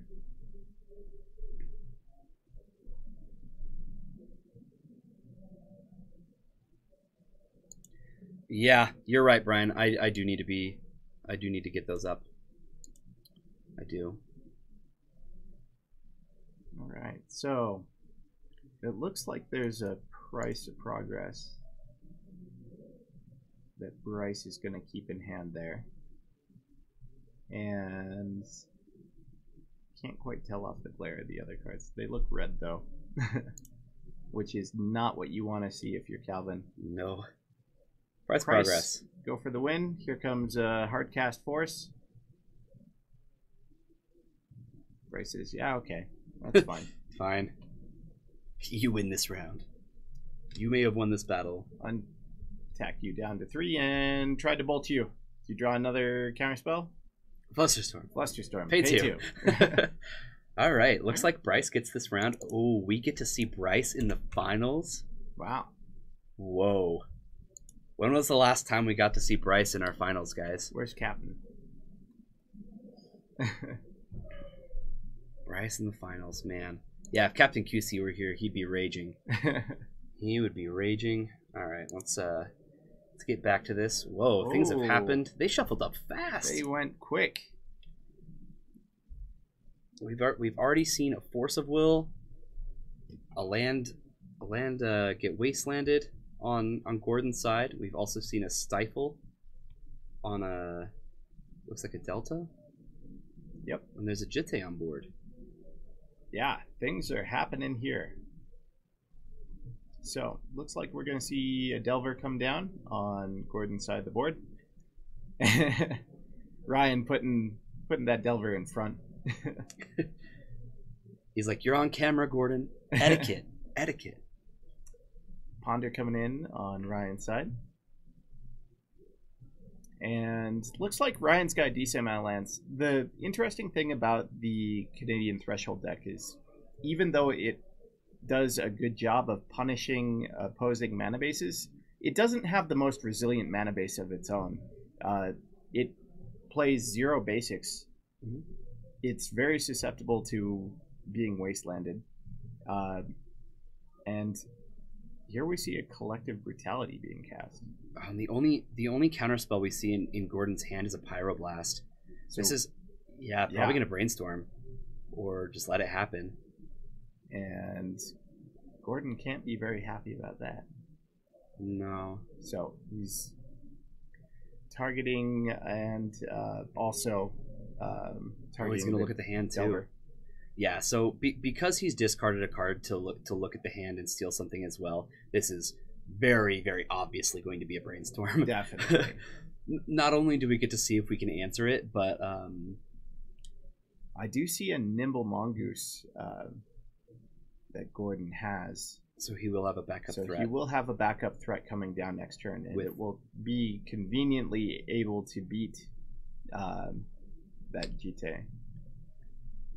All right, so he shows a hand of Ponder, Lightning Bolt, and double Pyroblast. He's gonna choose the Ponder. Nimble Mongoose comes off the top and gets played. And that does have Threshold, so we're looking at a big Mongoose there. Interesting that Brian went for the Tropical, knowing that Gordon has 3 red cards available to him. Definitely surprising. Not seeing a whole lot from... Okay, this is a search for Azcanta. Definitely getting Pyroblast. There's no reason not to Pyroblast that. We just see a Force of Will and a blue card. Yeah, that Wasteland seemed a little odd to me. I think going after the red source there would have been better, especially if you know that you have a follow-up of a True Name.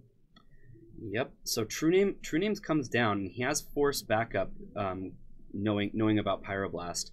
So the race is on.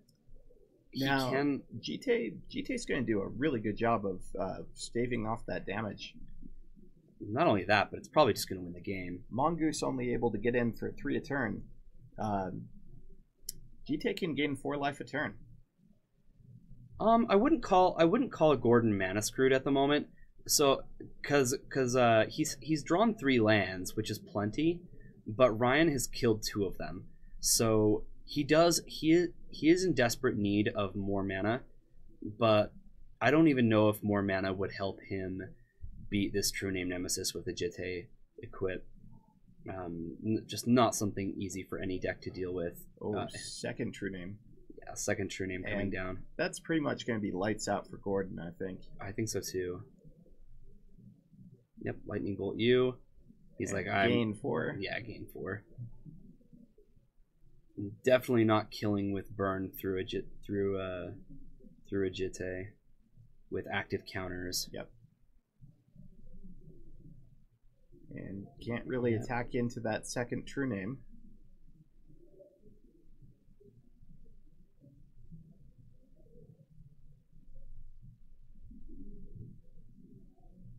Here we see a Delver. Okay. And can't imagine that this game's going to go on for much longer.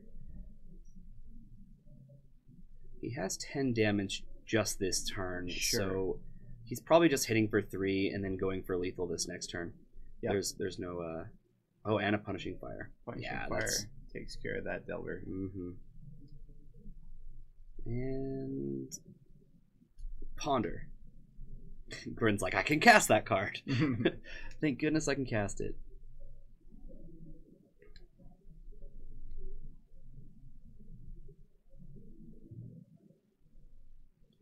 Batala, definitely not just 4 decks today. We've got 16 people in the tournament.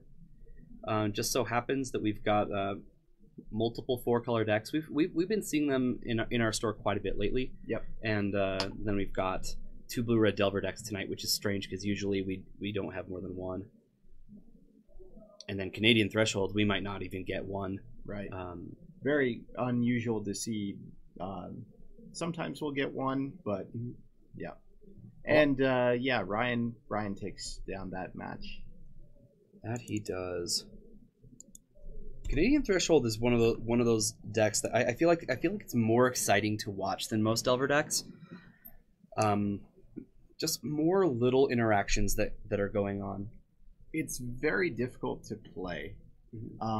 Obviously, you have the games where it's, oh, okay, like, I win. Yeah. You have that, Wasteland, you stifle, you play a creature, they never come back kind of games. But the games that are back and forth are a lot more minor, edgy, and figuring out the right line is still really difficult to do. Absolutely. Stifle's a hard card to play with. It is. There are moments where it's like obvious, okay, I need to stifle here, but there are also so many times where it's like I could stifle, but is it going to do anything? And there are so many different modes. Like a card like Stifle, you're almost cursed with the amount of choices that you have to deal with. So, do I stifle this now? Do I wait? Do I hold on to it? Am I going to save it to pitch to Force of Will? Is this a matchup where they really need their land, or are they flooded? Do they have a death right? All these are things that... Does this Planeswalker activation matter? Right, exactly. If they're gonna activate like a Planeswalker like 2 or 3 times, like, right? What does one stifle do? Yep. Things like that. Do I try to bait them into going for the ults on their Planeswalker and then stifle it? Mm-hmm. Yeah. Lots of different ways. All right, guys. So that brings the end of round 2. We still have another 15 minutes. Man, these matches are going fast. You know what that means? It means we have to find things to talk about. Which, Brian, I'd like it if Brian could send me some of the new Cats and Cantrip tokens, because they are just amazing. Guys, you might have seen some of these tokens before on our stream. We definitely had the Merit Lage token from earlier. And Cats and Cantrips provide all these awesome tokens for us to use, and they're also available in store. They're also available via Paragon City Games eBay. Yes. And we're actually just about to look at it. Oh, cool. Awesome. Get loaded. All right. Let's so I'm going to show you guys some things. So this is the eBay page for Paragon City Games. So we've got these nice Gwave rocks, and then we get to see all of our Cats and Cantrip tokens. So we have our Drake. I know that some people who play that what's the format called? Standard. Some people have been wanting the Drakes for Standard. For some cycling. Yeah, same with the decks. Insect. Yeah. But if you're a legacy guy like myself, gotta have those Pyromancer tokens. Pyromancer tokens, they are amazing. Some Free Hug Hippos, some Eat Me Kobolds, Goblins, Drake Haven in Legacy 2018. Settle down, Jorgensen. Don't make me come over there. I will at the end of March. I'll come over there. Show us a list, Jorgensen. Elf Warriors, Knight Allies. One of our personal favorites. I just love that art. Yeah, it's just great. It's the best. Eating the ship. Please no. New dinosaur token. Yeah. Squirrel tokens. Wolf. Wonderful Swan Songbird token. Mm-hmm. The Germ's holding a Batterskull. As it all good germs should. Yeah, Batala. Merit Lage token. Look at, absolutely. we support Legacy around here, so we got to have our Merit Lage. Mm-hmm. That's my boy. That's right. Awesome pirate token. Mm-hmm. I love that token. Yeah, that's great. Servo and Sliver, and I get to cast a lot of these. Spirits that learn how to be spooky. Yeah. I get to play them in my Nyx Fit deck, so big fan. Monk tokens. Mm-hmm. Got Lightning Bolt and Ponder. Mm-hmm. Get to get a little prowess there. Oh yeah. A Snake, a Thopter. Fairy Rogues for your bitter blossom needs. Mm-hmm. Another Spirit if you don't want the book one. Sure. If you like cats more, I get it. Less spooky token. Less spooky. Yeah. Mm-hmm. Love this Sapperling. The treasure just gets me every time because it has like all of the a lotus, and lotus a at top. Sort of Fire and Ice is right here. Some Moxen, a Scepter. Yeah, Scepter. What is that one? Soul Ring's right here. Mm-hmm. Yeah, all sorts of great stuff. Love the plant. Zombie. Obviously, a 1/1 Death Touch Wolf token. That is a legacy staple right there, Jordan. Did I just like go right past that or what? I feel like that would be down here. Angel. What the heck? Where is that one? Where's that one? Maybe I need to get that posted. I'll get that posted on our Patreon here pretty soon, guys. And while I have a couple minutes, I guess we can go over there. Our Patreon.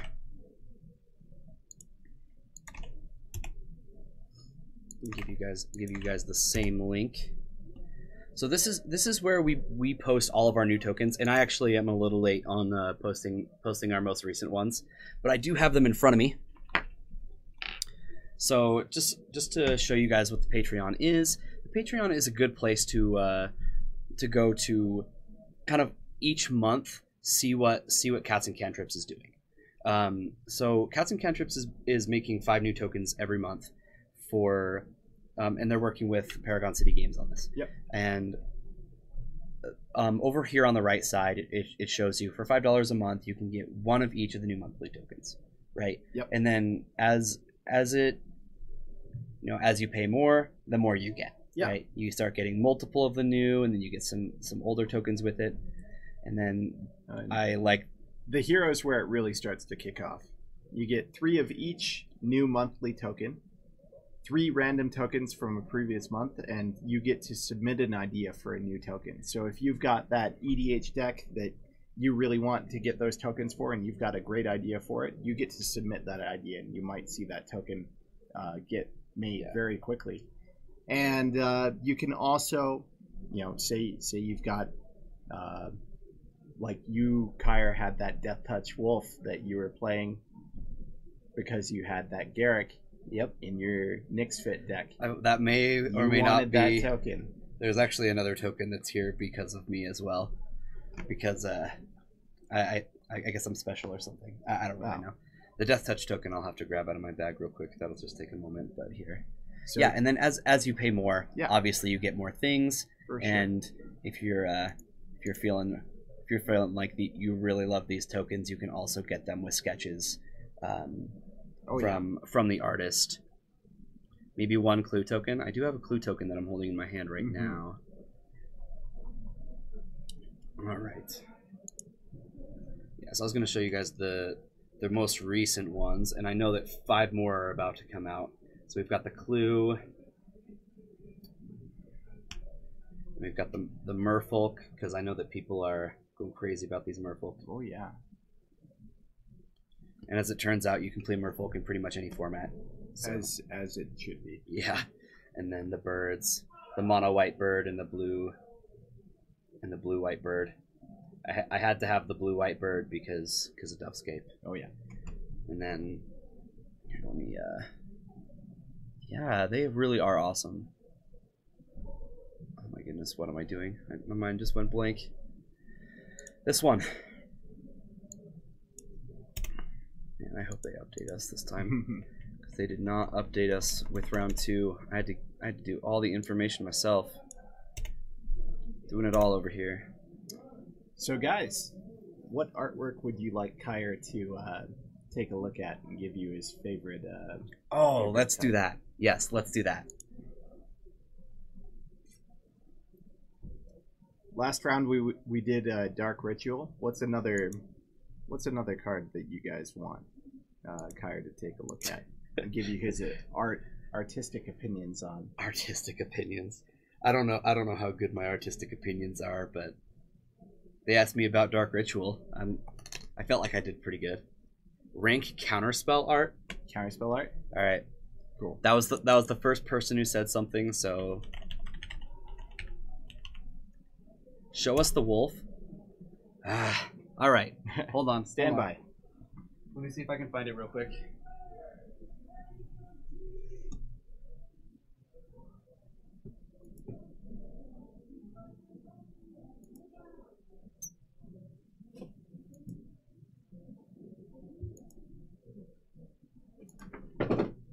We'll just cycle through some counter spell art in the meantime. Need some help with this one.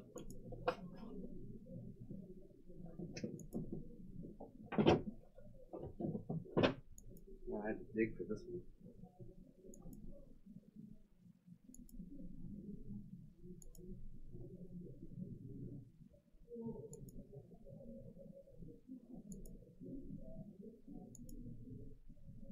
Ha ha!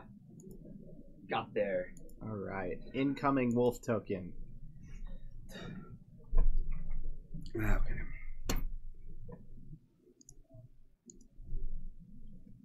There. There's the brand new Death Touch Wolf token. If it'll focus on it. But if you're playing some serious Garrick Relentless, then you gotta have these. I know I got mine.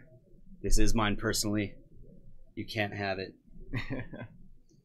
Cannot have it.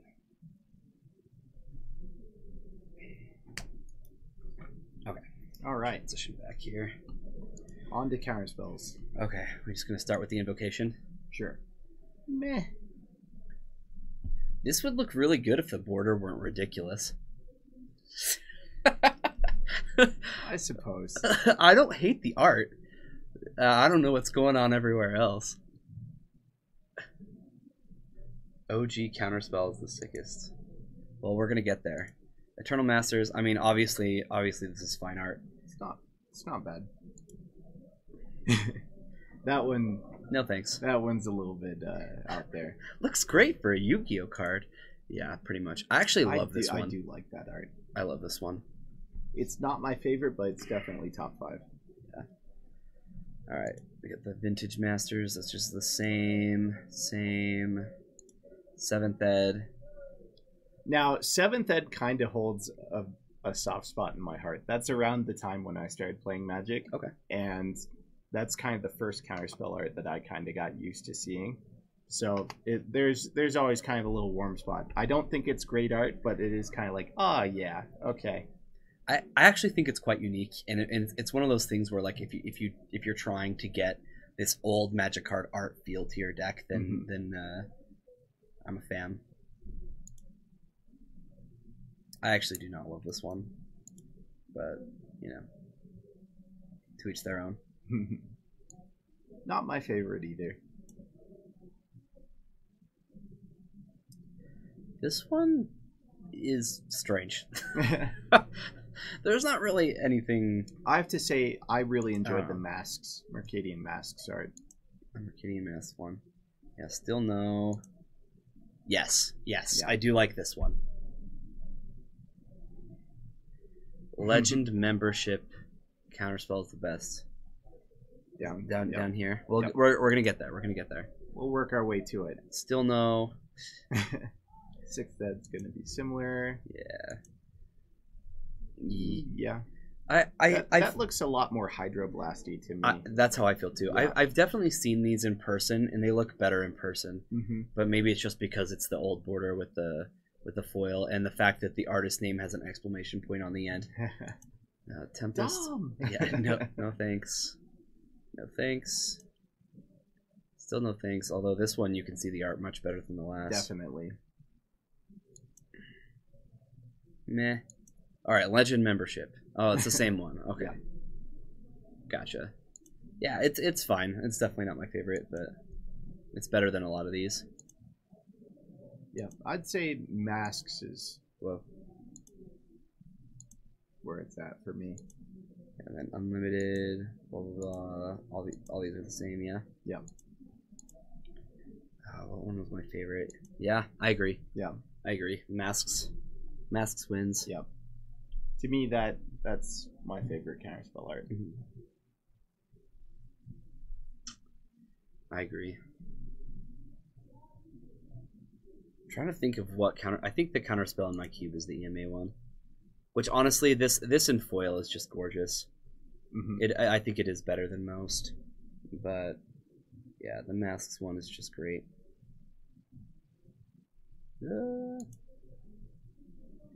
That one was too easy. It only gave us, like, it didn't even get us to our next round. We need some more. What the heck, Jorgensen? Too easy. Has no faith in my abilities. What's your favorite duress art? Okay. Look at that chat. Matt's beating you. Forest. Rank forest art? No, that would take forever. We'll do duress real quick. I'll be back in an hour when you're done. I actually already have a couple favorites, so I feel like I can narrow it down pretty fast. But I can tell you that this is one of my least favorite duresses. I can tell you that this duress is classic, and I have a couple foils that I really like. I actually like this one. It's the dragon. Yeah, it's interesting. Big Culligan there. I gotta get to the older ones, huh? To get away from this one art. There's a couple more. Yeah, the 7th ed one. Not my favorite. On the art alone, Invocation is the best art. Wickelmack, are you talking about the counterspell? Yeah, I like the Arena League one. Yeah, I'm a fan of this one. You're not a fan of the art itself? Yeah, I don't know. Like, I know that, like, I picked up one of Patrick's decks the other day, and that's the duress that it had in there, and I was just like, huh, that's weird, you know? Counterspell. Yeah, like I actually think I said that. Like, I like the art on the Invocation, but I don't know what else is going on with it. I actually love the Urza Saga one. Oh, yeah. Like I know that all of these have, like, kind of this weird foiling to them, but Urza Saga just looks great. For sure. I lied. I lied. This one's my favorite. You like that one? Yes, I do. I think it's okay. I think I like Urza's a little bit better, but... Is this Ashiok and Dak? Yep. This is awesome. This is... OG Duress is the best, especially the foil. Okay. I mean, I definitely agree. I like this OG one, but yeah, this one is amazing. Pretty good. Honestly, I'm looking at the duress once again. I'm looking at the duress that's in my cube, and I'm like, yeah, I think I'd rather have this one. Swords to Plowshares art. That won't take very long. Let's do that.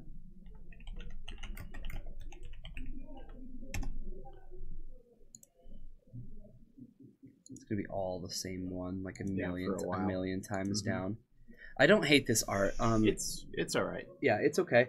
I mean, I'm a huge fan of Therese Nielsen, but looks like we got people sitting down at our tables, so hopefully the next round will start pretty soon. Don't love this one. This one's super weird. I don't actually know how I feel about it. Probably go for this one. Or this art, at least. Ice Age Swords. Is that the one? I like it. Yeah, I think I like the OG a little bit better. Yeah. Always go Cold Snap theme deck, guys. Never seen that Judge one before. Yeah, that's why I went to it, is because it's super interesting. I've seen people play with it before, but it is definitely strange. Yep. All right, let me get things set up for our third and final round for the night.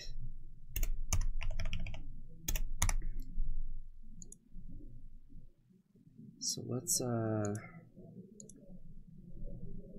So likely we'll have Bryce. Yes. Bryce and Ryan, it looks like, are here. And then on table 2, we've got, this is definitely Terry. Did they give us update?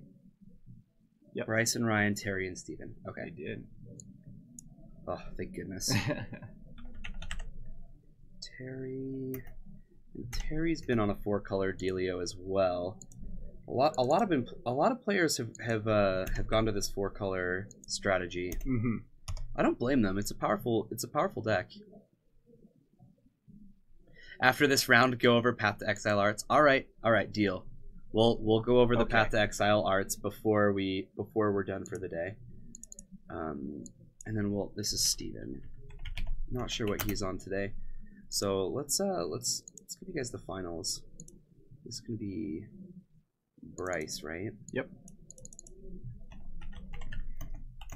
Blue, red, Delver, versus Ryan on 4 color. All right, let's take a look. Opening hands being drawn.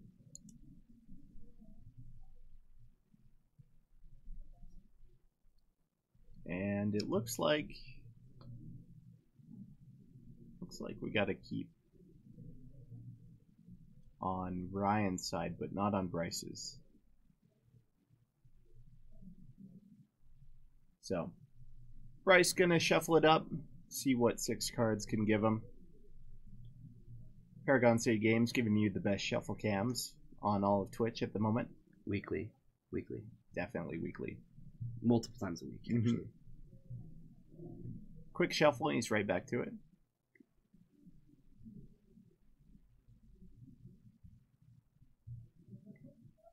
Bryce doesn't mess around. All right, let's get our time fixed.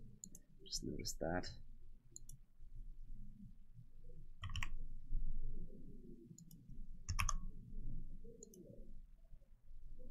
There we go. All right. So, Scry's keeps on top. And Ryan with the death right. That card he kept on top was a Force of Will. Bryce with the fetch.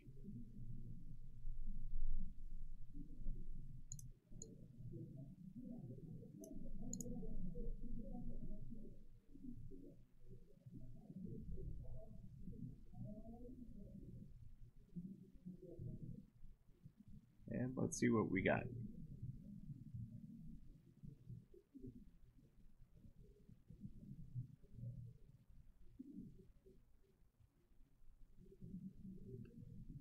You've got to figure that there's at least there's a creature or a kill spell for this Deathrite Shaman.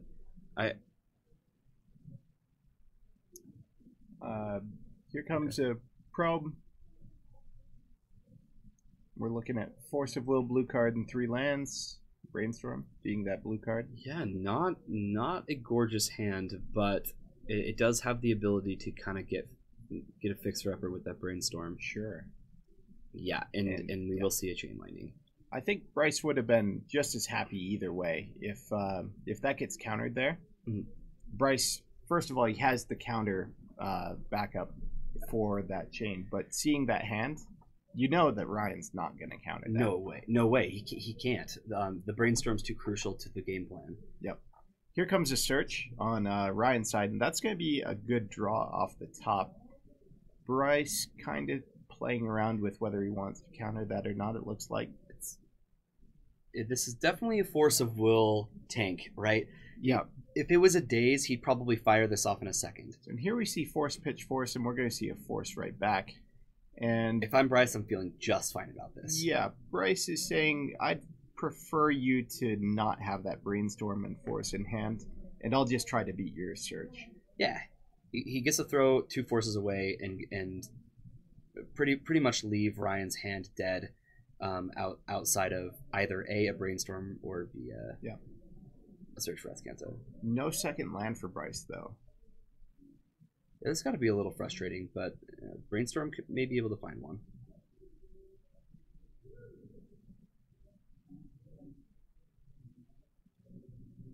Doesn't look like it did, though.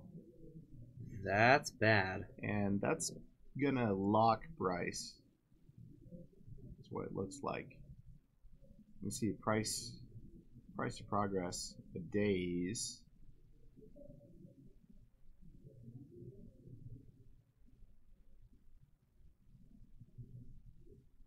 Bryce really kind of having to make the hard decisions here. Yeah, he really does. Puts 2 cards back and just passes the turn. Yeah, not what he wanted to see at all. This is going to give Ryan, 2 to 3 activations before Bryce, has the option of casting something for 2 mana. Yeah, and Day's not looking so good when you've got that many lands. He's gonna pay 2 life. Gonna take a look at that Force of Will that Ryan's got over there. And Yeah, here's a lightning bolt. Gonna take a bolt. Makes sense. Just, I think Mm-hmm. both players are on the same page. Ryan's looking for a threat, and he's trying to flip this search for Azcanta. Bryce is desperately trying to find land number 2. Bryce has one more turn here. We found a Delver. We're going to see that Delver come into play. Yeah, that's going to get forced. And that's probably going to get dazed back, would be my guess. As soon as he goes and searches. So we're going to have a Delver in play versus a search. And that search could flip this next turn. Yeah, I would expect it to. Maybe he is looking for a threat though. You're not going to find a creature off of search for Azcanta. Sure. Yep, here's a daze. Mm-hmm. So tapping out for a force of will to try to get this get rid of this Delver, and Delver's going to resolve. Bryce plays his land and passes the turn back. Now let's see what he decides to do with the search for Azcanta. Yeah, he's going to choose to flip. Search flip.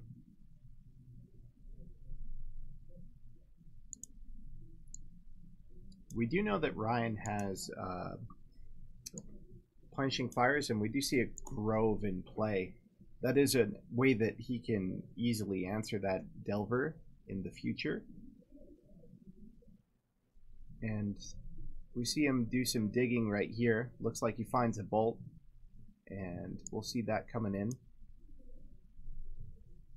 I think Bryce has a second daze in hand, but that's not going to do it against the 1 mana left open on Ryan's side. No, from this point, I'm looking at it going, okay, this daze is probably just going to be a force of will. Yep. Spell Pierce could have countered this if you would have liked. Not a big reason to. Chooses to reveal it. He also saw that Bryce accidentally revealed daze instead of his probe. So not really appealing to let him get value off of that daze. Definitely not.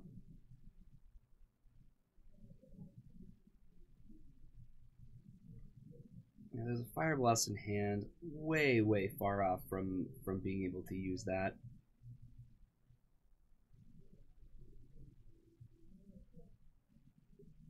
Both players are just looking for a creature. Sure, and I think what you're going to see here is Search really starting to turn this game strongly in Ryan's favor. So I think... Yes, Price is 12 damage, but the problem is he knows that there's a Spell Pierce on the other side of the board. He could Price here, and then he has Daze backup. Yeah, that's true. You're right. That's a pretty strong. That's a pretty strong line here. Yeah, for some reason I just was not thinking that. You're absolutely right. Yep. And here we see exactly that. So here comes that Spell Pierce. We're going to see that Daze come in, and conveniently Bryce taking nothing off of this. Yep. Returning that volcanic 10 island. damage. This is 10 damage going to Ryan. Would have been 12, Thomas, if there wasn't a basic island there.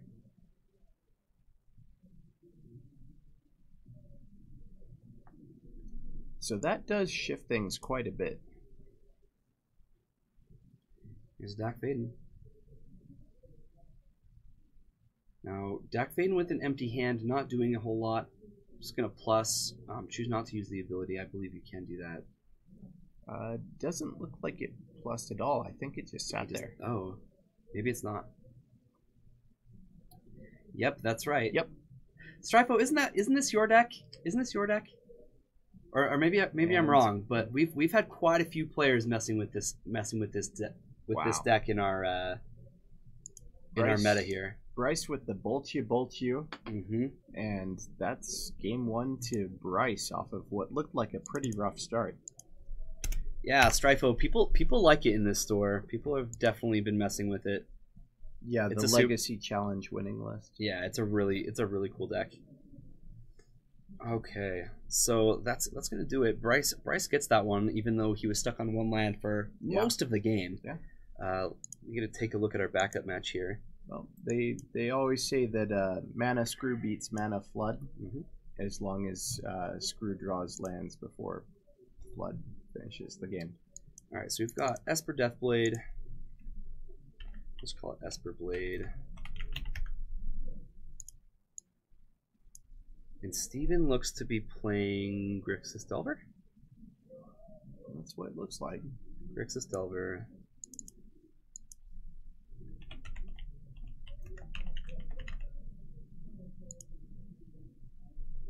A bunch of random cards.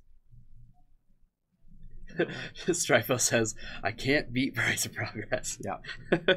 Yeah, 10 damage. That's brutal. That's a lot. But I don't even think that your list is all that unique in that way from other 4-color decks, right? Like they all have a weakness to Price of Progress.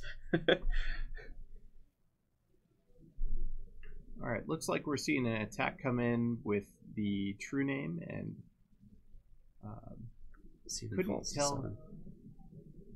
couldn't tell. It looks like that germ token stayed back.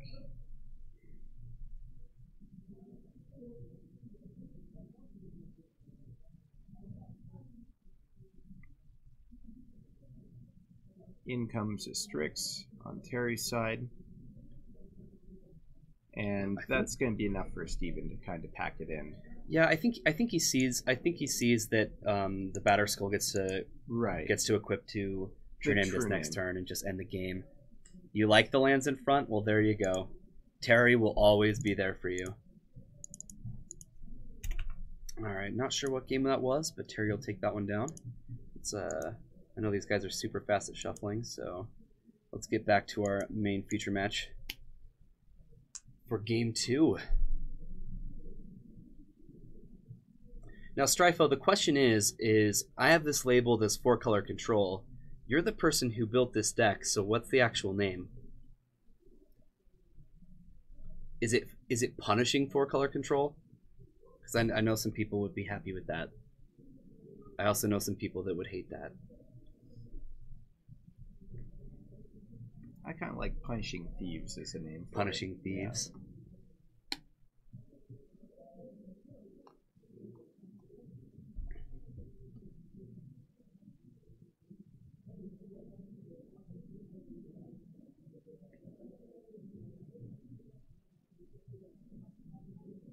Punishing Deck or Punishing Thieves, yeah. But 4-color is fine? Mm-hmm. Well, let's see if we can fit Punishing Thieves, because Matt seemed to be on board for that one. Dak the Punisher, says Jorgensen. Dak the Punisher. Punishing Thieves. I like it. I like it.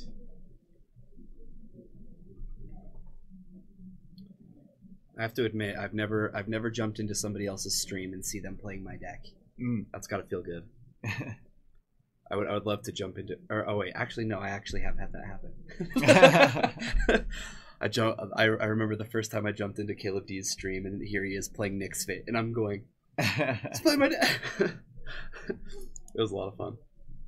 I don't think Nick's Fit is nearly as good as your list though, Strifo.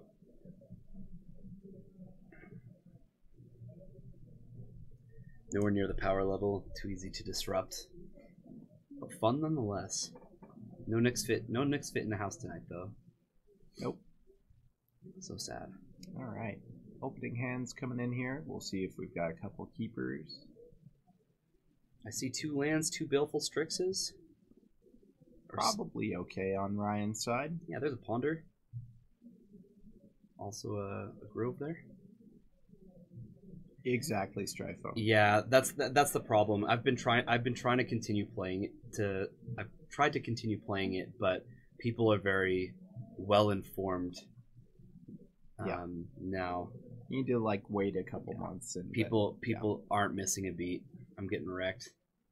Still one of the most fun decks I've ever gotten to play though, and I still enjoy it.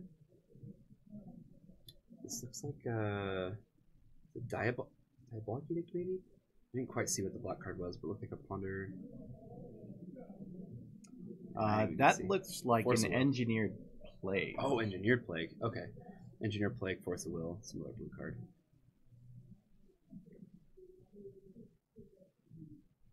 If Engineered Plague comes in... Engineered Plague on human? On human, yeah. So that would stop Delver. It would get those prowess triggers one less. We're going to see if it actually is here. Oh, looks like it got... Well, Stryfo, if you're interested with messing with it, I'd love to work with you on it. I'm not much of a deck builder, so I'd love to hear your opinions. All right, 2 damage coming through from Monastery Swift Spear here. Really good place for Bryce to start. This is a creature that isn't going to die to this Engineered Plague. Sure. He can keep ticking in damage. Yep. And it looks like Ryan's got a lot of land in hand. It is going to cost him a spell a turn to do so, but honestly, if you're Bryce, that's a position that you'd rather be in, and it's not going to get much better than that.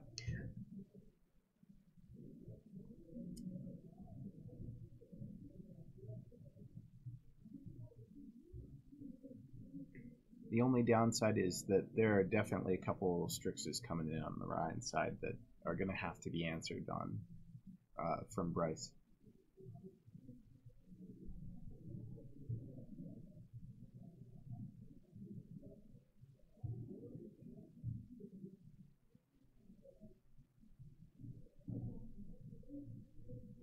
Yeah, guys, if you want to see some of this Punishing Thieves deck, absolutely give Stryfo a follow.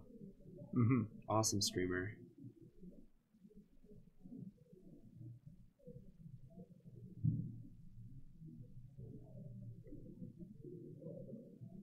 All right, so Volcanic Island to start things off for Bryce here, thinking about what he wants to do. Here we see a bolt coming in on that owl. And this is chipping away. Yeah, this is easily one of the most obnoxious creatures that the Blue-Red Delver deck has to deal with.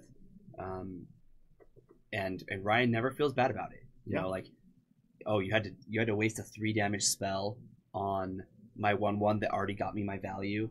Fantastic. I'll take my 2 for 1. Or it trades with the creature. It's great. And here comes that plague. Yeah, let's get this card up. So we have to assume that he's naming the creature type human. Be a little bit weird to name anything else in this matchup.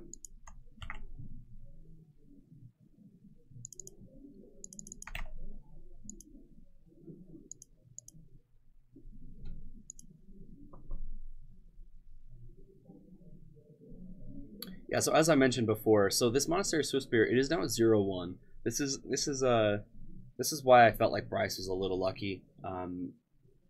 The fact that it wasn't like a Delver that's going to get caught here. Sure. Now it does prevent future Delvers from hitting the board. However, Bryce can always just brainstorm them away or whatever he needs to do, but does limit Bryce's threats. Yep. It will also mean that he needs to play spells to keep things going, which is going to allow Ryan to kind of fight back. It's probably saving him on average, I'd say, 4 or 5 life over the course of the game.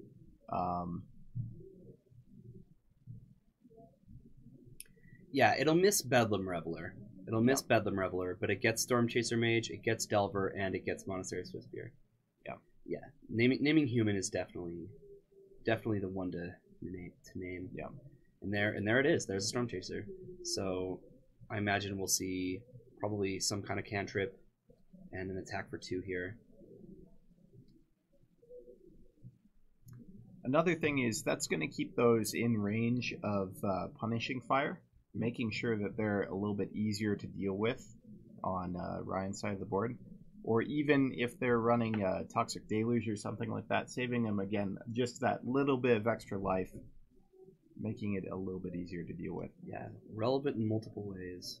Definitely a powerful card. Clearly coming out of the sideboard. Definitely. Yeah. And has applications in other matchups as well. Really good at dealing with Monastery Mentor tokens. Able to kind of handle those. If elves are in the room, it's a really decent sideboard card against elves. And Young Pyro kind of gets that same Monastery Mentor type deal. Definitely. Main elemental. Yeah. Mm-hmm. Although with that, sometimes it's better to name human because the Pyromancer itself is a human. So if you get it early, then you can kind of hedge. So this Gitaxian Probe reveals land, Force of Will, and a Baleful Strix. Force of Will, probably not too much of a worry now that Bryce already has two creatures on the board.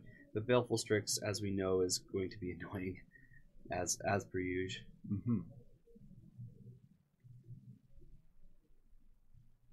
Ryan absolutely looking for removal for these creatures. Or Baleful Strix, right? Like Baleful Strix is another card that he'd be happy to find. Sure. Something to get in the way, something that Bryce is going to have to maneuver around.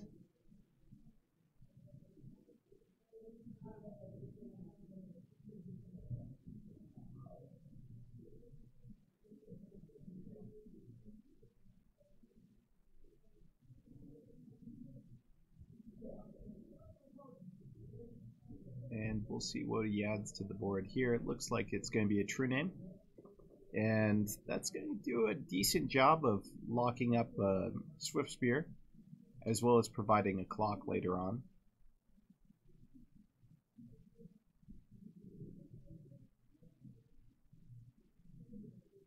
Fire Blast is the draw for Bryce. That's pretty darn good. Now he knows that there's double Force of Will, so he's gonna have to bait the Force of Will at some point to make this resolve. But he does have Price of Progress, so that might be enough. 4 damage might be enough. Bryce doing the math here. It would be 4 damage plus the prowess off of Storm Chaser Mage. Sure. That would drop him to 4. He can present lethal this turn. But he just can't have Fire Blast be forced, because then you don't kill them and you come back. You come back with not enough lands. However, it looks to me like the fact that he's playing this land looks like he's just fine. Oh yeah, doing this. I think we're gonna see a price, and then we'll see possibly a Fire Blast. Bryce considering that when he's tapping for mana here.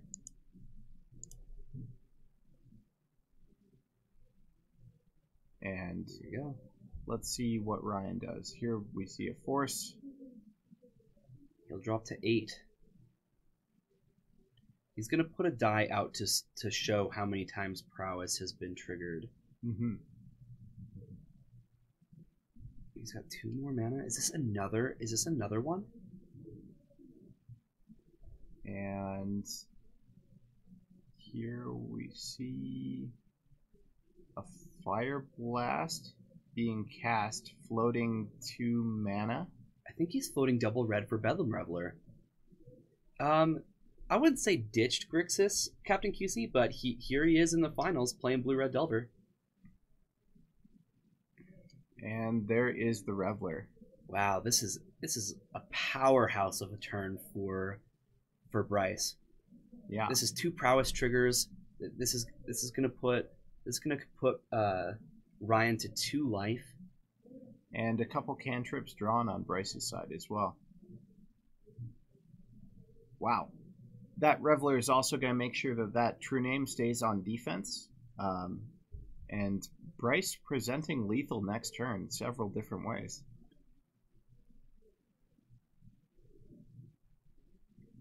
So here comes a Collected Brutality.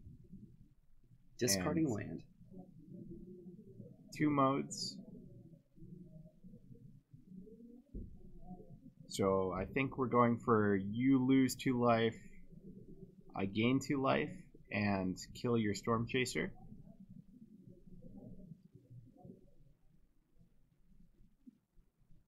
Yep, that looks like that's what happened.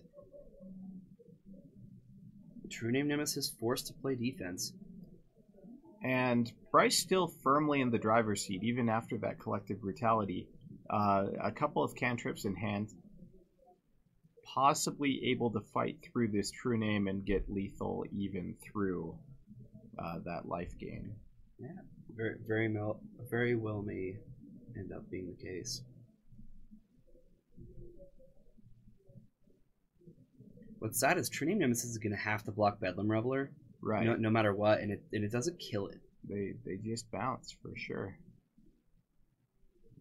Third land for Bryce is pretty big here.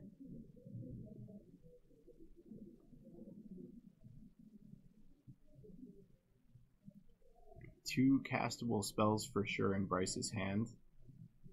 Definite possibilities to find more here off of Ponder. Ooh, and there's a lightning bolt or a chain lightning. I couldn't quite see. Chain lightning. And that's going to be quite good here. Here we see the attack. Blocks the Reveler. Yep. He says in for one. 1 damage. Chain you. Chain you. That'll do it. That's the game. All right. Bryce takes down this tournament 3-0. Blue-Red Delver taking the whole tournament down. Look at that. Wow. All right, let's check what's going on in our backup match here. You see a True Name coming across for 3 damage, it looks like. So life total's 14 to 17 if things are up to date.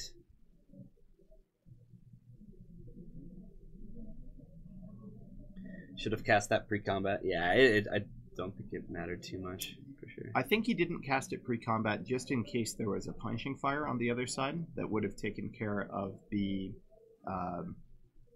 Swift Sphere. Blue-Red Delver hype, that's right. Yeah, looks like a great deck.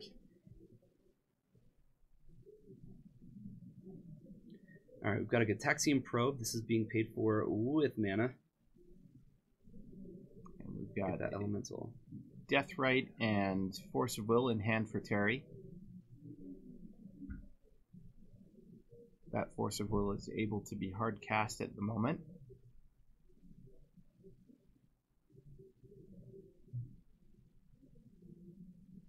Normally I look at a True Name versus a Gurmag Angler and I'm like, alright, we're kind of at a stalemate. But this Baleful Strix is a huge problem for Steven. We're going to see a Cabal Therapy.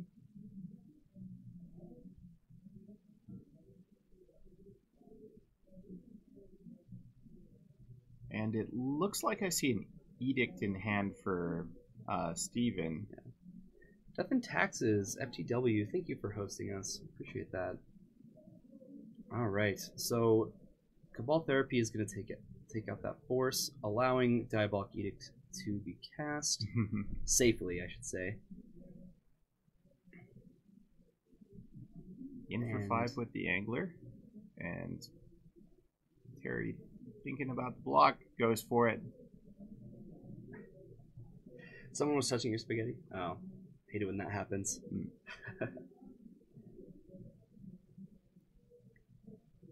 Deathrite down, True Name in, pass back to Steven. Almost hit Terry.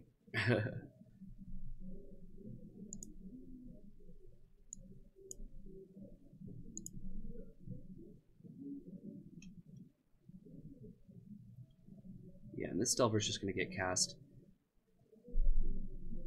Unfortunately for Steven, he's actually still in a rough spot, though. He's lower in life. Deathrite Shaman can keep up with a lot of this damage that can be dealt to Terry just by gaining life. Sure. And 3 damage a turn is only presenting a 2.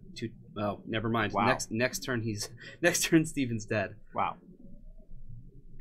So Steven looking for something. Wasteland's not going to do it, and Terry gets that match. All right. All right. So that's gonna do it. That's gonna do it for our Friday FNM, guys. 3 rounds. We got to see lots of different Delver variants, lots of different 4-color variants, and the real story of the tournament: Blue Red Delver. Yeah, Blue Red Delver looked great. Bryce just tore it up with that deck. Now you've been playing a bit of that deck online. Yeah, I've played the deck twice in 2 different leagues, and I've only lost a single round. The deck has been just solid. Yeah, I've really liked it. Death and Catmix says, thank the players for using such beautiful basics. Death and Catmix, people have pride in their basics around here. That is for sure. All right, so I promised a couple people that at the end of the tournament we would go through all of the art. Oh yeah. For Path to Exile. So I guess we'll do that before we sign off for the night. All right, let's get over there. Let's go back to our Path to Exile art. Not Path to Exile. Swords to Plowshares. Yeah. All right. EMA, Vintage Masters, Conspiracy's all the same. FTV's the same. The same. All right. I kind of like this art better on this border than I like it on the old one. Call me crazy, but I just find it unique. You're crazy. Thank you. Of course, we got our DCI. This one's great. Yep. I think most times I see somebody with like a foiled out or like pimped out Death and Taxes list or something. That's definitely my favorite swords art right there. Yeah. I completely understand. It looks really good in that foil too. It does. Yeah, we were talking about this one. Just I get what they're going for. But swords and then swords, 2 plowshares. Swords, 2 plow. It's very literal. Yes, very literal. Jesus plowing shares. Jesus plowing shares is the best. You're right. You're right.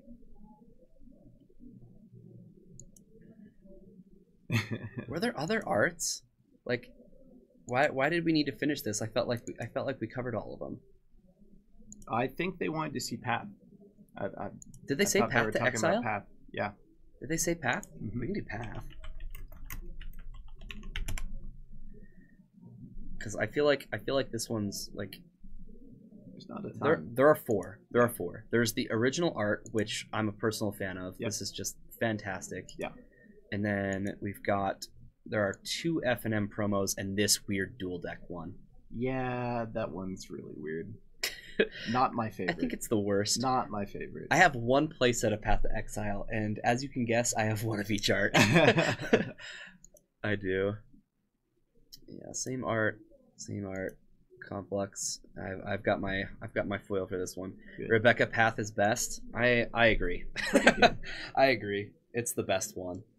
And I think the internet also agrees because its price value is like double this one. Which I have to say, I think I like the original a little bit better. I do love me some Rebecca Gray art, but I do like the original. And this is the one. This is the foil I have in my cube, and I have 1 of each, so I chose it as well. But maybe that's just because I have a love for the original art of cards. So I choose this one, and close second this one, and then third this one. Mm-hmm. It's not spectacular, but it's pretty good. And then whatever the dual deck one was. Yep. We can all forget about this one. For sure. Well, guys, thank you for tuning in to us today.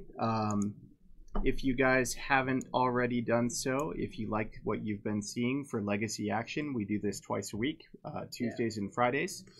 If you want notifications on when we go live for these tournaments, please give us a follow. Yeah. If you guys really like it a lot, then you guys feel free to subscribe. Yeah, support the stream. And as always, I'm here 5 days a week, Monday through Friday. I'm always playing Legacy Leagues on MTGO.